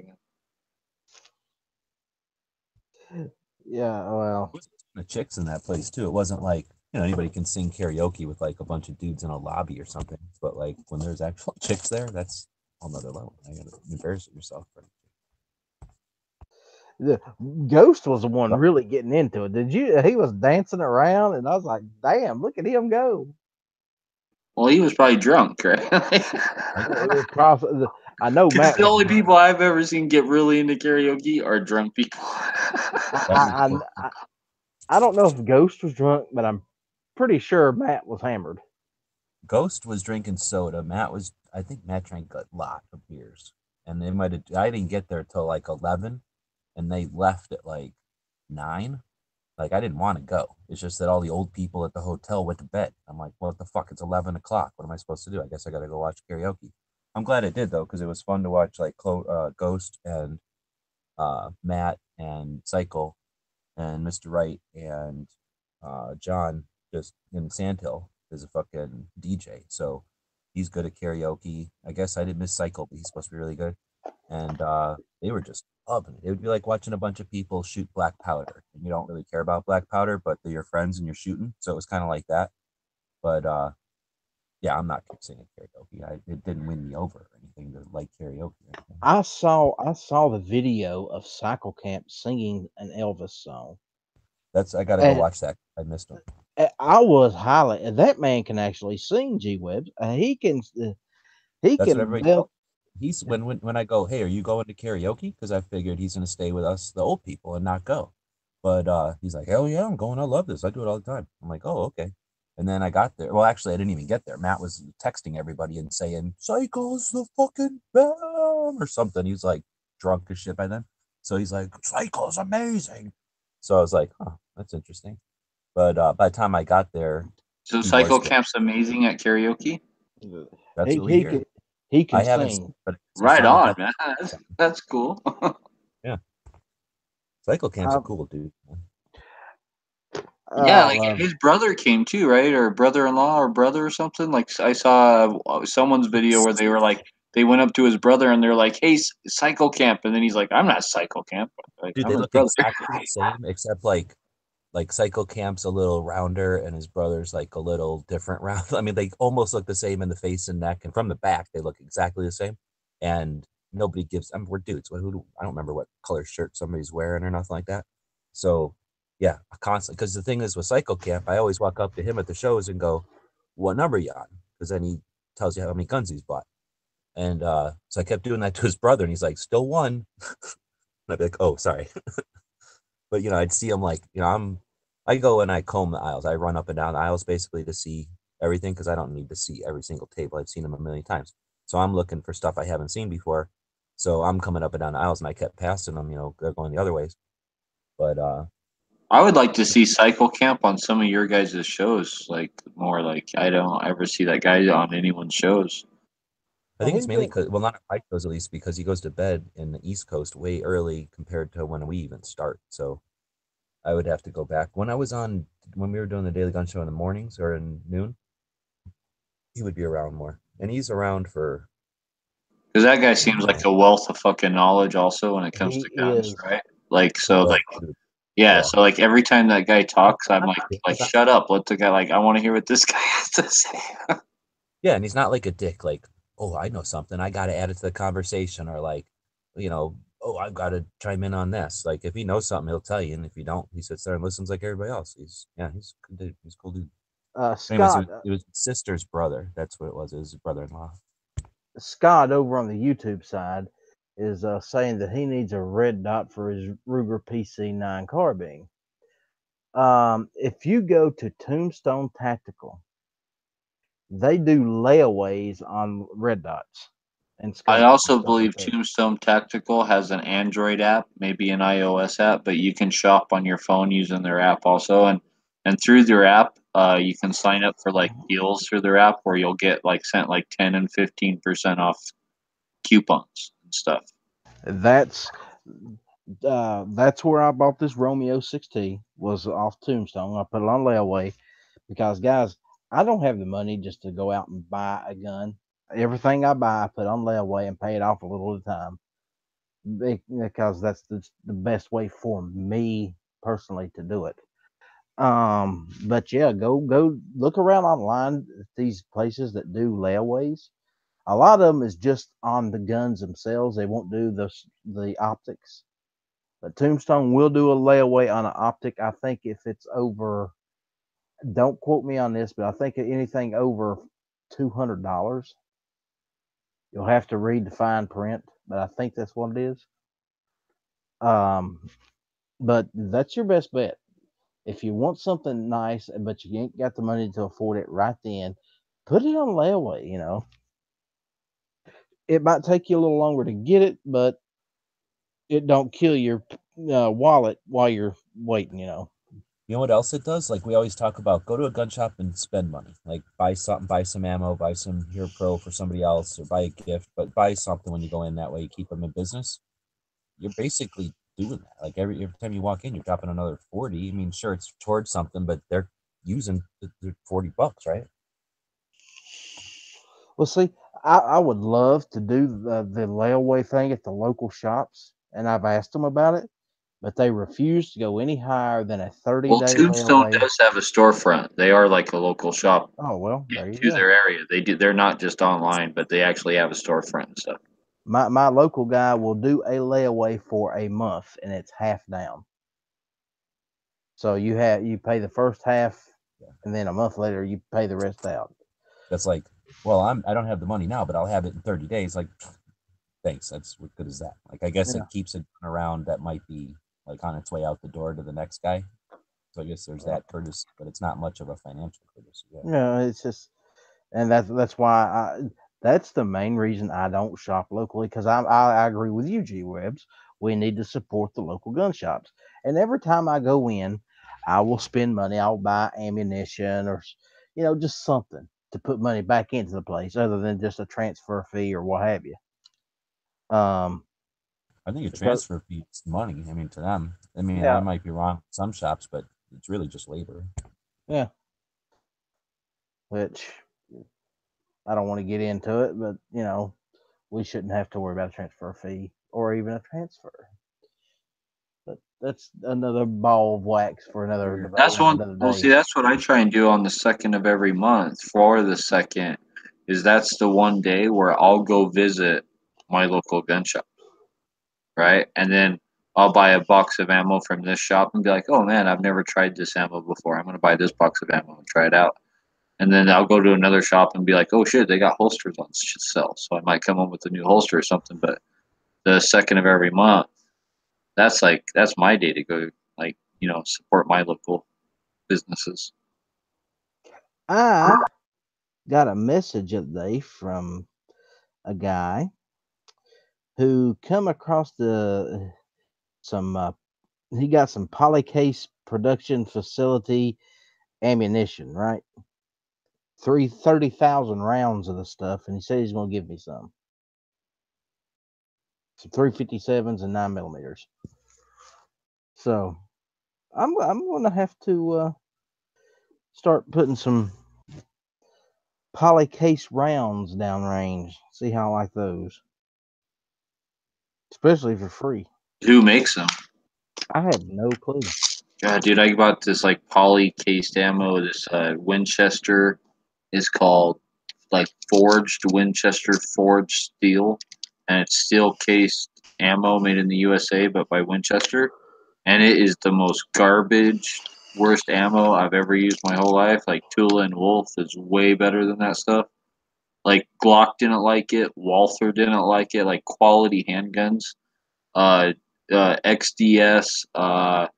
God, what else did I try and shoot at? I mean, I tried a bunch of different guns, a bunch of different 9 millimeters, and nothing liked that stuff. Only one gun ate it, like would actually eat it, and that was my girlfriend's pistol caliber carbine. That was the only gun that it worked with. Like every other gun, like Glock 19 said, nope, no way, I don't like this. It's strange to hear. It's strange to hear somebody say that their Glock wouldn't feed something. Well, what happened is it would feed actually. It would work for like the first 10 rounds or something in almost every gun. But like the coating, like it has this, it looks like chalk almost on it or like wax or something all over the outside of it, like on the case, on the projectile, everything. And that coating would like melt off or something as soon as the gun got hot. And that's when instantly it just, every gun started jamming. It was like after 10 or 12 rounds or something, as soon as it got hot. And that's when I started having like major extraction issues with every single gun. And I was just like, man, this is like the worst ammo I've ever. And every round looks like it just has like a shitload of like powdery wax on it. I don't know how to describe it. But if you ever see that USA Forge stuff at Walmart, say, hey, let me see a box of that and open it up, and then you'll see what I'm talking about. Hey, Vanessa, how are you? Vanessa Kitty is in the house. And that USA Forge stuff, I ended up like I got that for about like $10 a box cheaper than Tula, like 150 round boxes, and it's not worth the $10 you saved. It's like or the $8 or whatever it was. It wasn't worth it. Now, what exactly is polycase ammunition? Because I have no clue. I've never used the shit. I I Sounds like the stuff I'm using, I think it's steel case, but it's like polymer coated as like the lubricant or whatever. It's like so it's not oh, as hard on the chamber or something. I don't Mm. think the case is actually polymer. There might be shit out there with the case actual polymer, but the stuff I'm talking about is like it's like a polymer coating that looks like wax, and that's like the lubricant and the sealant and all that shit for the projectile for the steel case, so it doesn't rust, right? Because it has to be coated in a lacquer or something, so the that's the other steel reason doesn't I rust. don't rust up. So I don't know if that's the same stuff you're talking about, but the stuff I have like polymer coated or Plus, wouldn't you think like say something happened, like you drop it or something, and it gets like it hits a rock or something just the right way, and it gets a dink, right? Not like a dent, but like a dink where it raises the surface. Like on brass, you chamber that, the brass smushes. Nobody ever knew there was a gouge there, right? But with steel, that could potentially cause a failure to feed. Am I wrong? Like a little burr because it's oh, metal. and it could, yeah, and not only fill your feeds when you fire it. After you fire it, then it can cause an extraction issue. Yeah, exactly. So I think it just seems like a dumb material to make bullets out of, honestly, unless you're like needing to for war or something. Well, Mm, I'm That's looking. Just looked it up online, and there's this company that apparently is making this stuff, and there's videos out on YouTube for it. So I might actually have to get on YouTube and watch some of these videos later. In fact, there's a company called Polycase that makes a bullet called the Interceptor. It's $22.99 per 50 rounds at Cabela's. Now, this poly K stuff, is this just like kind of like a powder coated thing with polymer, like around the bullet, or is it like lubricant that's on it, or like what are we talking about I'm reading right now. I'll let you know in a here? second. I shoot fucking copper and lead, brass and steel. So I do have a bunch of 223 that is literally polymer. It's like the same stuff they make a shotgun shell out of, kind of, except a little thicker. And then the base of it it's like a little shotgun. The base of it is still metal, so it can extract. But from maybe quarter-inch up to the neck, and then the projectile is held in by plastic, and it's thick. It's like a shotgun shell. is that I like never, prototype stuff? yeah, I never shot it. I just have like a sample of maybe 6 different colors from Shot Show a long time ago. But I know they did end up making it. I just don't know if it ever succeeded and they made it a lot or not. Because when I look up polycase ammo, what I mostly see is like polymer coated projectiles. But there are some pictures of actual like polymer 40 cal cases and shit. And then there's like some projectiles that have a sabot, like they're a sabot with a polymer sabot. So like that's what I'm pulling up with polycased ammo. Like, but should it be called polycased if it's just well, I guess it's still cased in polymer, right? The actual projectile. Oh, So that's probably why. Uses regular brass, but the projectile itself is is coated. yeah, that's what I'm mostly seeing is that is it's just they're talking about the projectiles coated in a polymer, and that must be for those states that are all like green and EPA, no lead or something. I guess I don't know. Like, are these things like just like what's the core made out of them? Like, it's polymer cased over what? Like Probably steel. steel? I was gonna say That, steel, that yeah. would be my guess. I could be I wrong. thought that armor piercing in some stupid states. Like this has to be for states that don't let you shoot lead or something. Or I Oh, you know what though? The definition for armor piercing, isn't it like a combination of metals? So if it's I plastic and steel, that's not a combination of metals. oh yeah. Hmm. Because that's how they tried to make it like a loophole, like they're or try to avoid loopholes. Like we Oh won't steel, we won't say tungsten, We won't say depleted uranium. Dude, I don't even see that shit at my gun stores. I've never seen that stuff there. At any of the stores I buy ammo from, I've never seen poly cased ammo on the shelf. Well, Like, I got like poly coated ammo. I don't know. Maybe it's I don't know what you think of it, but you know who else I miss talking about is Tony York. Dude, that guy is insane. He's awesome. Oh, I love Tony. He came out with his wife, right? Tony from Early Watch. And you know, he's an old ass guy. His wife came with him, and he put off his heart surgery so that he could come out to Tulsa, because if they would have done his heart surgery like last week or whenever it was, he wouldn't have been able to come out. So he literally put off heart surgery so he could drive from Illinois through Missouri to hang out in Oklahoma with us. He left this morning. So he was there from like Thursday till today. Tony's a badass, dude. That's just all there is Ta- to it. ta- Like, I'm hoping when I'm his age, I'm half the badass that guy is. He went to the museum. He went to the shooting, and brought his guns. People could shoot his guns. He got to meet up at Pawnery. Very cool.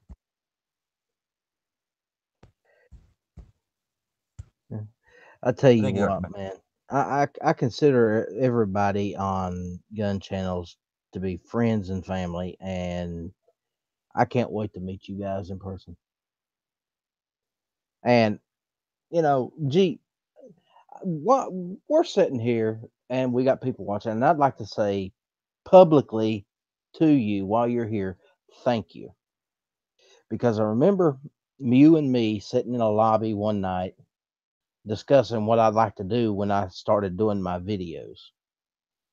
And you said you think that the interview thing would go really well, that you'd known people that had done it and it worked. Well, 200 subs later, it has indeed worked. Thank you. Right on. And you know, you're an inspiration to not only me but everybody in gun channels. So, you know, we do appreciate you, even if you don't hear it. We truly do, all of us. Right on. All I did is build a place. You guys make it gun channels. Yeah. Well, you are the most modest person I have ever met, and we love you for it. Thank you, brother.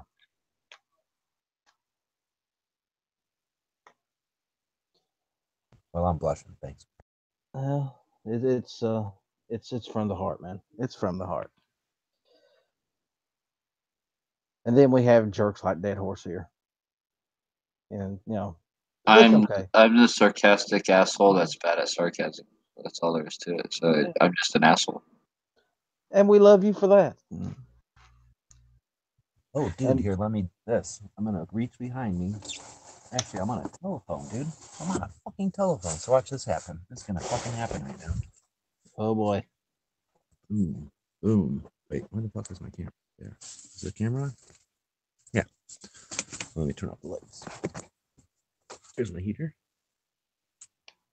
Because it is cold as fuck. They said it was 27. Is a disco ball going to come down from the ceiling? I didn't make that happen. Hold on. Wait, you got a disco ball in your van?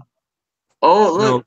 No, these lights can be any color, like these things. And then I just hit one of these buttons down here and it can rotate. Oh, I was about to say, damn. You can't do this in a parking lot, though. It's a dumb idea because it draws attention. You know what I mean? Look, you're having a party in that van. I don't know how to turn it off.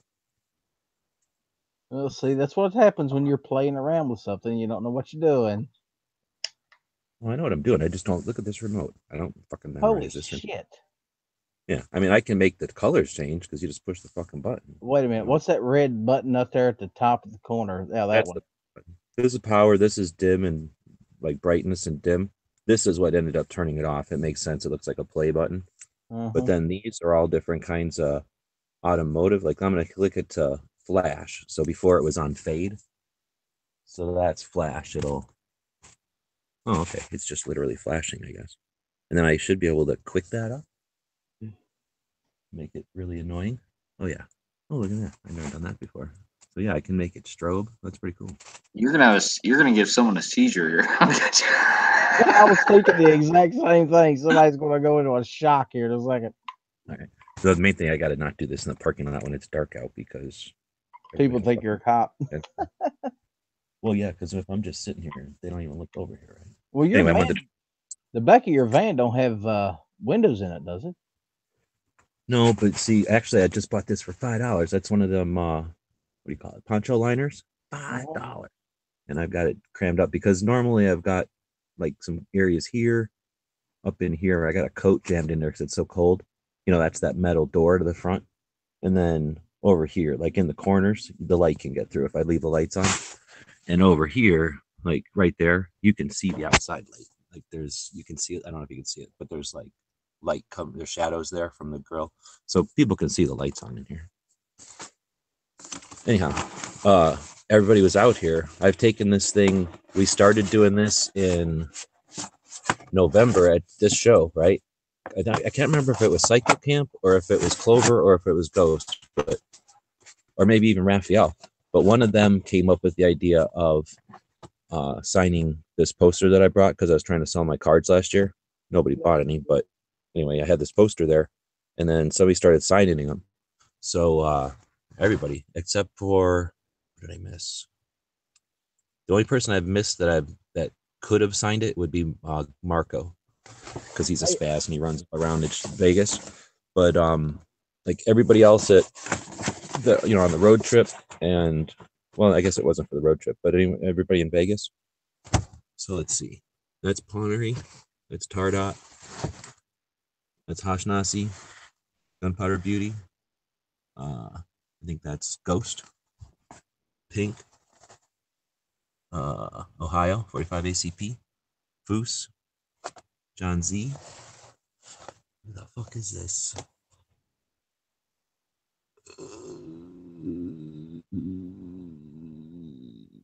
I don't know who that is.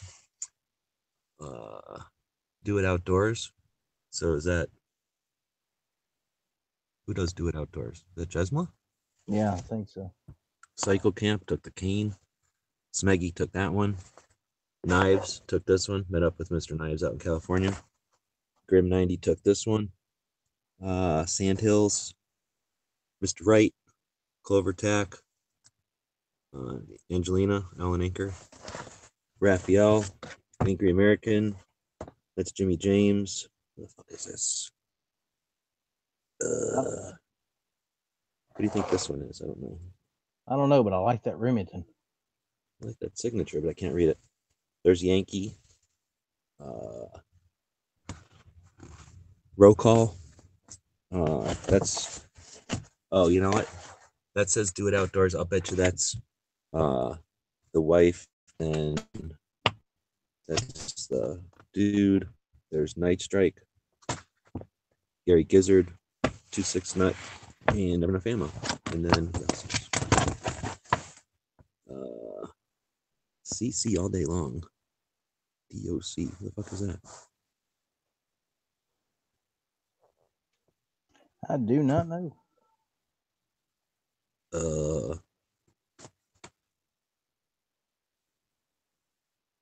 don't know who that one is yet. But anyway, got a lot of them. We still got some spaces on there, so you got to start figuring out which one.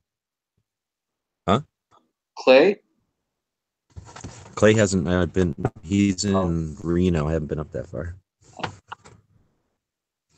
Who else would it be? It was somebody recent because I that one being there. Who did I miss? I got Mr. Wright. Got Ohio. We got both Garys. Got Grim. I also don't know who this is, so it's not helping me. So we'll figure it out. Oh, no, I got P226. Yeah, I don't know who the fuck that is. It's somebody who didn't write their name. Well, they wrote it with initials or something. Anyway, so that was kind of cool getting that today, or this weekend too. Got to figure out what to do with it once it's all finished. Well, maybe come up with a gun channel's office and hang it up there.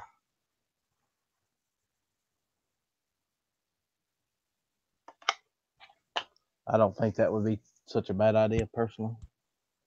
I'll probably take a picture of it and use it like on the front page, right, where we got like those pictures that show up. Yeah. Oh, that'd be cool too. Oh man, how'd I turn the fucking flash?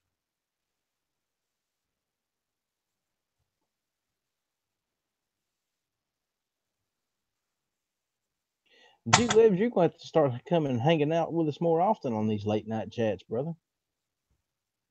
Well, I'm driving. I mean, I'll do it when I can. Like I say, I'm going to be kind of moseying home and doing taxes for the most part. I got it stuck in stupid flash mode and it won't stop fucking flash. Strobe here. Can't turn it off. Hey, Turn it on. Espada, how are you? What is Knives' channel? On gun channels, it's just Mr. Knives. Live with knives. Yeah. I think it's just Yeah. knives, like unchannels.com/knives.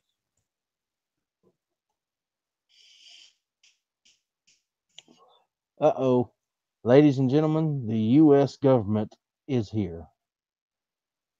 It is in the house. What's the biggest gun is his question. G-Webs, you're probably the man to answer this question. What is the biggest gun?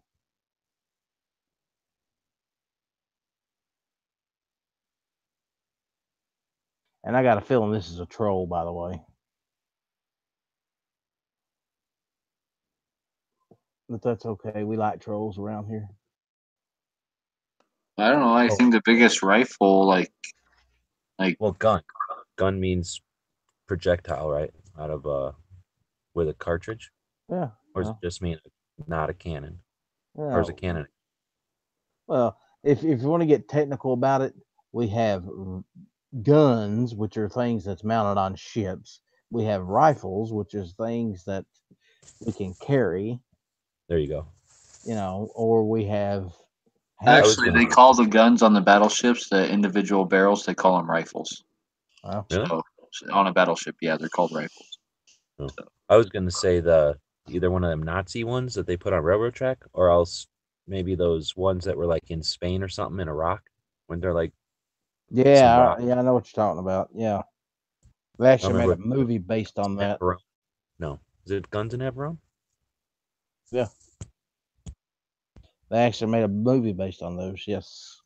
Yeah, because the dudes have it was Nazi guns and they had to climb, or fascist guns at least. They had to climb up the hill or something and kill them, or climb up a cliff and kill them. Yep. and That's as a far as good. like battleships go, like the Yamato had like 460 millimeters, so 460 millimeter guns. I think the Bismarck had the biggest ones, didn't it? No, Bismarcks were 381s. The Yamato was the biggest. The What was Americans all had 406s. The British got up to 457s. Yamato was the Japanese were 460s, and the Musashi and Yamato.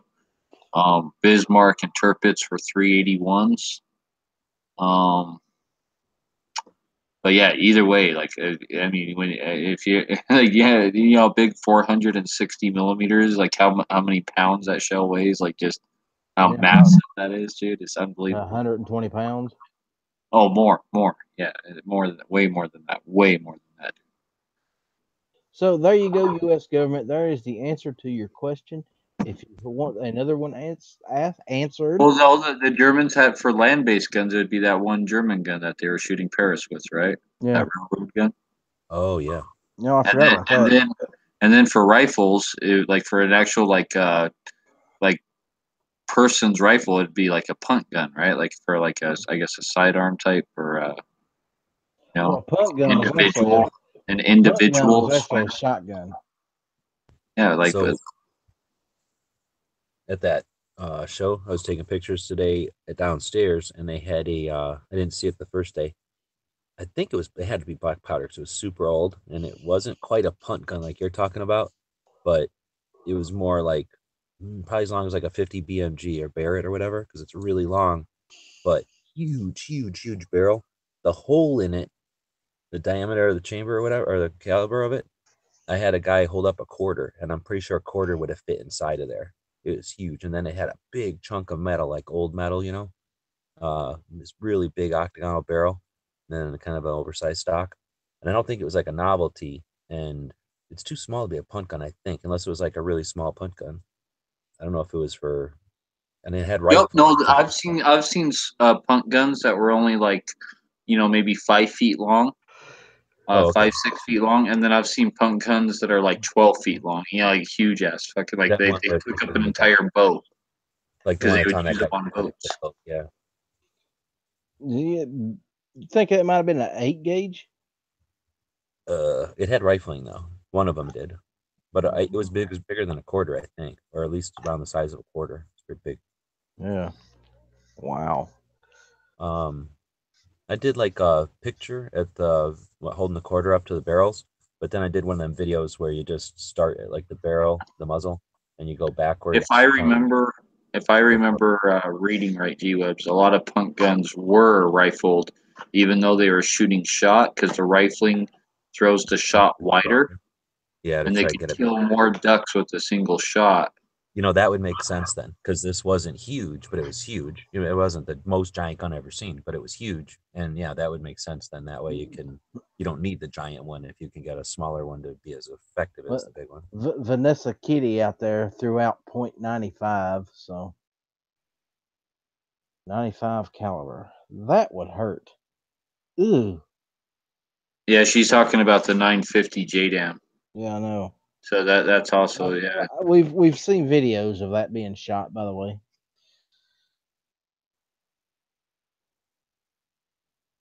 And it looks painful. So for like a rifled slug, that would probably be like for an individual's firearm. That'd probably be the biggest gun. Yeah.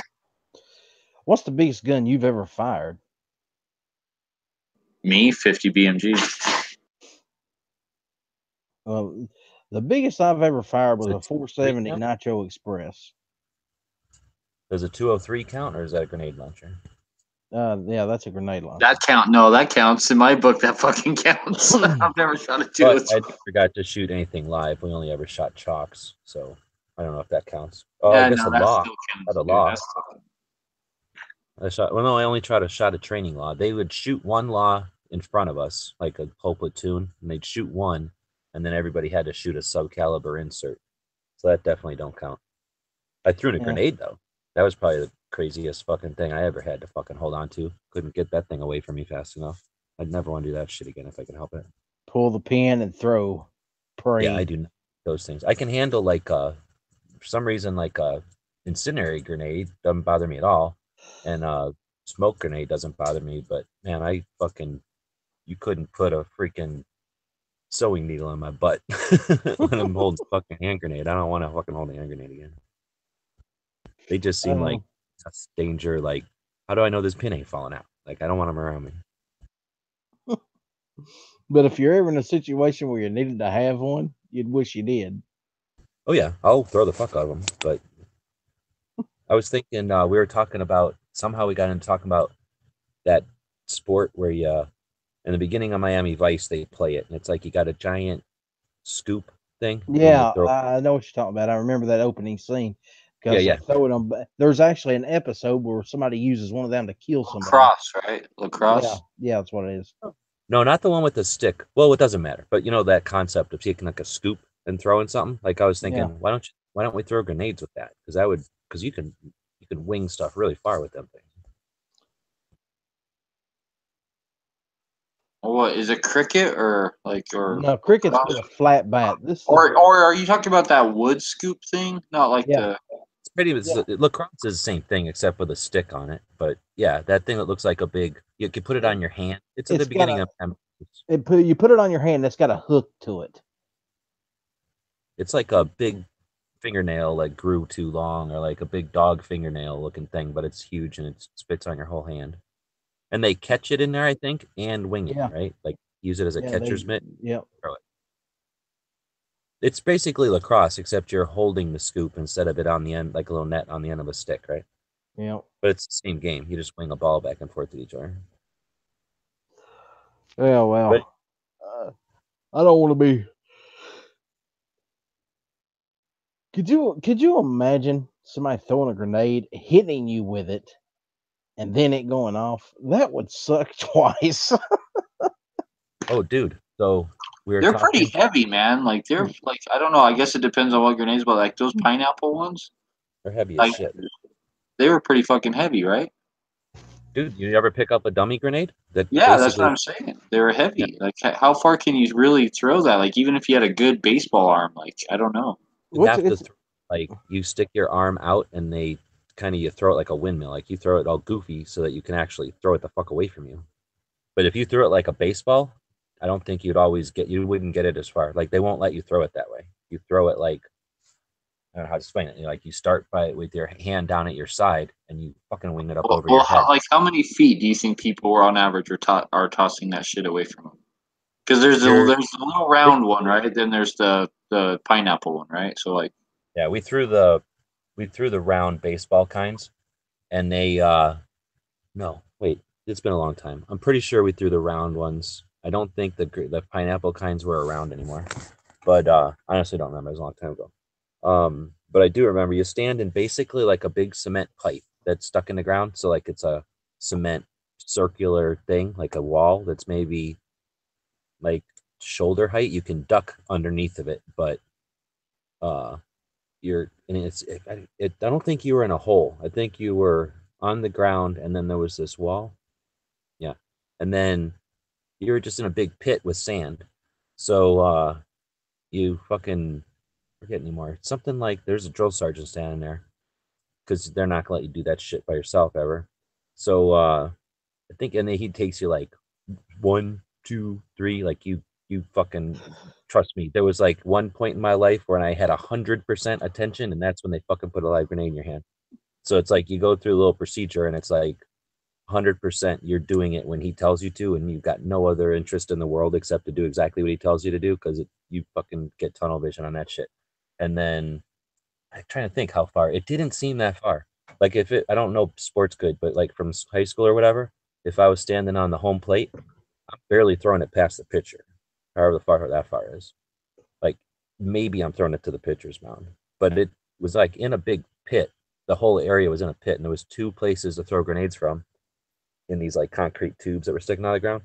And you would throw it and then duck the fuck down. Like otherwise you're getting a grenade in the face. So and it was like chest high. So you really just had to duck, but you're fucking kissing the ground. You know, you're not gonna fucking stand there unless you're spat and insane. So I really don't know how far I threw it, I guess. But you spend basically all day throwing plastic grenades, and you can't throw a grenade unless you get expert. So if you were like a spaz and you're throwing a grenade all funny, they're never giving you a live grenade. You won't get your grenade badge. And I don't know what that means. I don't think they kick you out of the army for it. They'll probably give you some job where you never have to touch a grenade, I guess. But so there was people that never got a grenade qualification or whatever because they couldn't throw. Basically, you have to throw grenades through tires, like those practice grenades. In real life, they'll have a real fuse in them. So it's the same thing you buy at the store. It's just a big chunk of metal, the same size as a grenade, but there's no explosive in it, and there's just a tube. But it's a real fuse. So you'll spend all morning putting fuses in these fucking things, and then you go around throwing them on. You go like on a nature walk, and every once in a while they say throw it at that tire over there, and you got to wing a plastic grenade, a dummy grenade, like through a tire hanging in a tree, or like over there laying on the ground. Like you just basically spend all morning throwing these plastic grenades or these practice grenades, and they're real trick. They're really what do you call them? They got real spoons and pins and shit. So they just make a noise, and I imagine they'd hurt if they went off in your hand, but probably not. Like they're just whatever primer goes off or whatever happens inside a grenade, but they're the real deal, and you hear and they have the same what do you call like fuse length or whatever timing. So you get a pretty good idea as if you're an idiot, like you're holding it too long, it's going to go off in your hand, or it's like going to blow up by your face. Or if you're waiting the right amount of time and throwing it so that it actually goes off where you want it to. And I think if I remember right, it was like either you were an expert or you weren't, like or nothing. You know what I mean? Like, that wasn't like in the rifles and shit. You can get different levels, so you can be like good, bad, or medium. In hand grenades, you're like either a hand grenade dude or you're never touching a hand grenade. So it's not like, oh, you throw a hand grenade good, you're an expert. Like you barely throw a hand grenade very good at all. You're like regular, and you know it's not like that. Huh. But Well, this then was all apparently you were pretty good at it. fuck no. I only threw one ever, and I never had to touch one again, thankfully. But yeah, what I did do, I never threw a fucking grenade, man. So I have no clue. All I know is they're heavy. So I imagine throwing like some big ass heavy rock, you know, and yeah, like except it's a rock kill you, and you want it as far away from you as you possibly can. Yeah, like, but that's what I'm saying. Is like, man, I can't imagine throwing those very far, dude. Like, I'd be like, man, like, every time I would throw one of those, I'd be like, I would only throw it if there was cover there, dude. Like, Ever see like real World War II footage or like real Nam footage and shit? I'm pretty sure once you hang out with grenades, you get way more comfortable fast because those dudes never seem like they paid any attention to having grenades all around. And if I Yeah. guess if you got one in your chest and you're like falling down and doing stuff and knocking around and it doesn't go off and kill you, then you probably get comfortable. But like I say, I was around a grenade for probably 5 minutes in real life and then all day with practice grenades. And then you're done. Like you do that one day, if I remember right. And the army's pretty weak. Like it's at the 6th grade level. So if they were concerned that you're not learning, like it would take 2 days to do it. So I'm pretty sure they're pretty basic. You know what would be good though? Those fucking Nazi ones with a stick on them. That's what I think would be good. But the then you got to potato carry, mashers or whatever. yeah, but then you carry around all them sticks, so that would. I don't know if we got anything like that. I don't remember seeing anything like that. Hmm. Yeah, but with those potato mashers, that's just basically you grab the stick, pull it, just fling it like you would anything else. Yeah, like throwing a stick. That's way easier. At least you can throw it farther, right? Yeah, but the Okay, so problem. here's my question. In the movie Save It Private Ryan, okay, they were taking these mortars and they were smacking these mortars and then fucking throwing them, right? And they were blowing up. But Yeah. in real life, when you drop a fucking mortar down the motor tube, all there is like a firing pin in it that's like always there. Like you don't pull a trigger. And that thing comes down and hits that fucking primer and goes off and shoots and causes it to actually shoot the fuck out. It releases a charge. So when they were sitting there smacking it on the fucking rock, how come that thing wasn't like flying out, like, shooting off? Because there's only like when they drop it, there's only like a second. Like Well, they drop it, it hits, it goes down the tube, hits, and it's like, and it goes off. Like it's a second, right? While it's dropping down the tube, so you have a second once you drop it in to duck you're to talking off like to they. the side. I don't remember the part of the movie. You're talking like tap the front of it and then throw it. No, like they were I think they were tapping They the were, back of it, dude. I don't. yeah, Maybe they they were were. tapping the front if it had some kind of like impact fuse or something. Like I don't know, but I thought they were tapping the backs of them, and I was like, shit, how come those things are shooting off like in their hands, like shooting out like a wild bottle rocket or something? No, I don't know. I've never been around a mortar. I mean, I've been around mortars, but never the actual whatever you call the thing that comes out of a mortar. But I know that there's like RPGs. I was just going to tell you that I was heard a story this weekend about those RPGs. I don't know how we got onto ordnance and shit, but we did. And then we were talking about these things, and somebody's had some experience with them. Said that like on an RPG, right? You have to pull this little pin out of the nose cone. And if you don't pull that little pin before you shoot it, you're just like shooting a big metal thing at somebody. So he's like, you'll see all these pictures of like a door, like of a vehicle with a fucking RPG rocket in it. And it's just sitting there stuck in there. That's because the idiot didn't know to pull the pin or didn't pull the pin or whatever. So he's like saying about how they'll be like sitting there and then like, you'd hear like or whatever when they come flying. And half the time they didn't pull the damn pin. So it would just like hit the ground and knock all around like if somebody threw an anvil at you or something, or like somebody threw like a, I don't know, big metal bar at you or something. So he's like, it would hurt if it hit you and probably kill you, but because it's like a rocket, it shoots for a few moments with the actual rocket and then it just kind of falls out of the sky onto whoever. But normally, it's got the pin taken out of the front, so it explodes on impact. So if they don't take the pin out, it just hits the ground like a big metal thing and knocks around. So that's one of them things where that was the olden days, or for them, the Soviets. But for us, like, it doesn't always work. Like you don't want things to just explode when they get hit. So they'll do those gyroscopes or whatever. Like it has to have so many revolutions before it can explode, or it has to be going so fast or something before it can explode. So is it possible what you're watching in that movie was like before those days where they could basically like hit it and know that there was like 3 seconds before it explodes or something? So like hit it and then throw it? Or were you saying it launched out of the just off the ground? Oh, no, no, no. They were actually taking them and using them as like grenades. Yeah, like smacking them and then winging them, right? Yep. Yeah, I think that might be before there was. do they call that like an inertia fuse or something? Like before it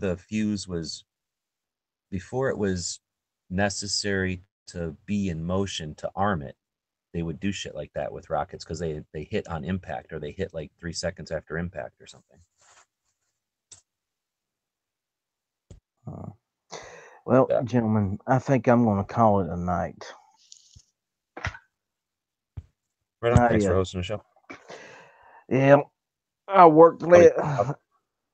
I'm running on about 5 hours sleep since 5 o'clock, or since about 11 o'clock yesterday. So I'm doing pretty good. out there. G Webs, you ever shot an M19 grenade launcher? What is that? No, I only ever shot an M203, but like I say, we only think shot. That's the one that has the cylinders. It's like a revolver, right? Yeah, the Mark Oh, 19. yeah. I've shot them, but not in the army. I shot them because Volter is in Tucson. The Milcor rocket launcher that was made in South Africa is now made by Volter here in Tucson. Well, in Tucson, Arizona. I've toured that factory twice, and I've been to a shoot where they had them out there. I was still just shooting chalk though. Didn't shoot any whatever. But those things are kind of okay. You have to kind of crank it. You know, you put all the rounds in there, and then you kind of turn it like a Chinese drum mag. You kind of go crank, crank, crank, crank, and then you close it. And then as you shoot, the spring tension that you wound up like keeps it rotating. But I only ever shot them like basically shooting chalk at steel targets. So, you know, in the army, it's like shoot it way the fuck over there at a truck or something, or like like you go out to this one range and there's just a bunch of dead trucks out there, and you shoot at a truck basically, and they don't care if you hit it. It's really just shooting it. In this environment, it was a steel target, like you'd shoot a pistol at, and they were shooting it because it was more like high end dudes that were using these things like people and not vehicles. So I've shot that, I guess, but it was like I say, square range type of shit.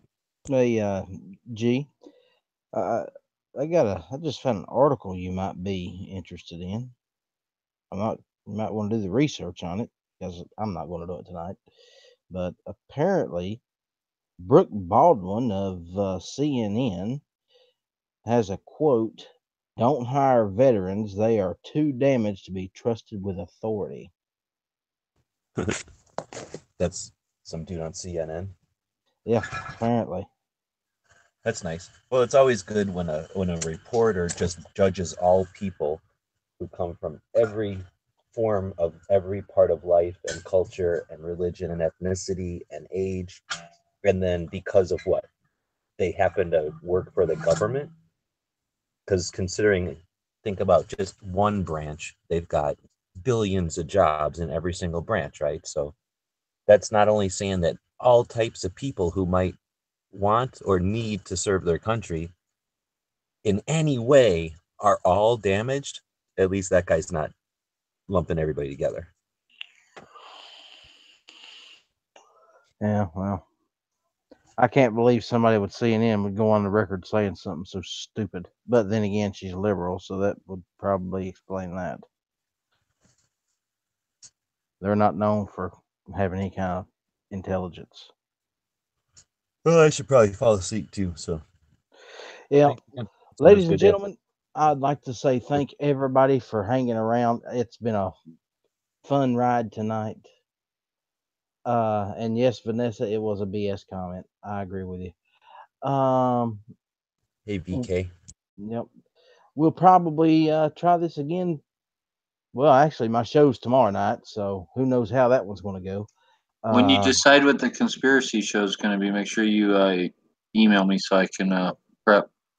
oh yeah, I'll definitely get you in on that, man. I'll keep you in the loop. G Webs, would you like to be on that conspiracy show? Number one, I'll be driving around, so I can hardly get my own show. But I'm not so much into conspiracies. I just thought I'd ask. If you know, and I do watch a shitload of those conspiracy channels, dude. So if you do come up with a topic, let me know in advance, and I'll fucking message some of those YouTube channels and see if I can have one of the guys that are all like the pro side come on. Cool deal. Well, I'll come up with something tomorrow. Didn't we have a I'm flat dark earther on Match Chat one time? It Yeah. was infinitely interesting, I thought, because they really fucking either they really believe it or they're really, really good at like all the devil's arguments or whatever they call it, devil's advocate shit. Well, we were actually discussing that earlier, and that'd be a good way to go right there. We could go into the whole flat Earth and alien thing. I think that would all be interesting. Of course, if you believe in a flat Earth and then you don't believe there's a space, so there can't be aliens. Oh no, they'll say interdimensional aliens or they'll Oh say yeah, like travel aliens or something, right? yeah. Well, time travelers, yeah. Anyway, Thanks guys, again, man. we're calling it quits. Y'all have a good night. I shall see you tomorrow night, hopefully at 11, depending on how late Matt runs. I will catch you all later.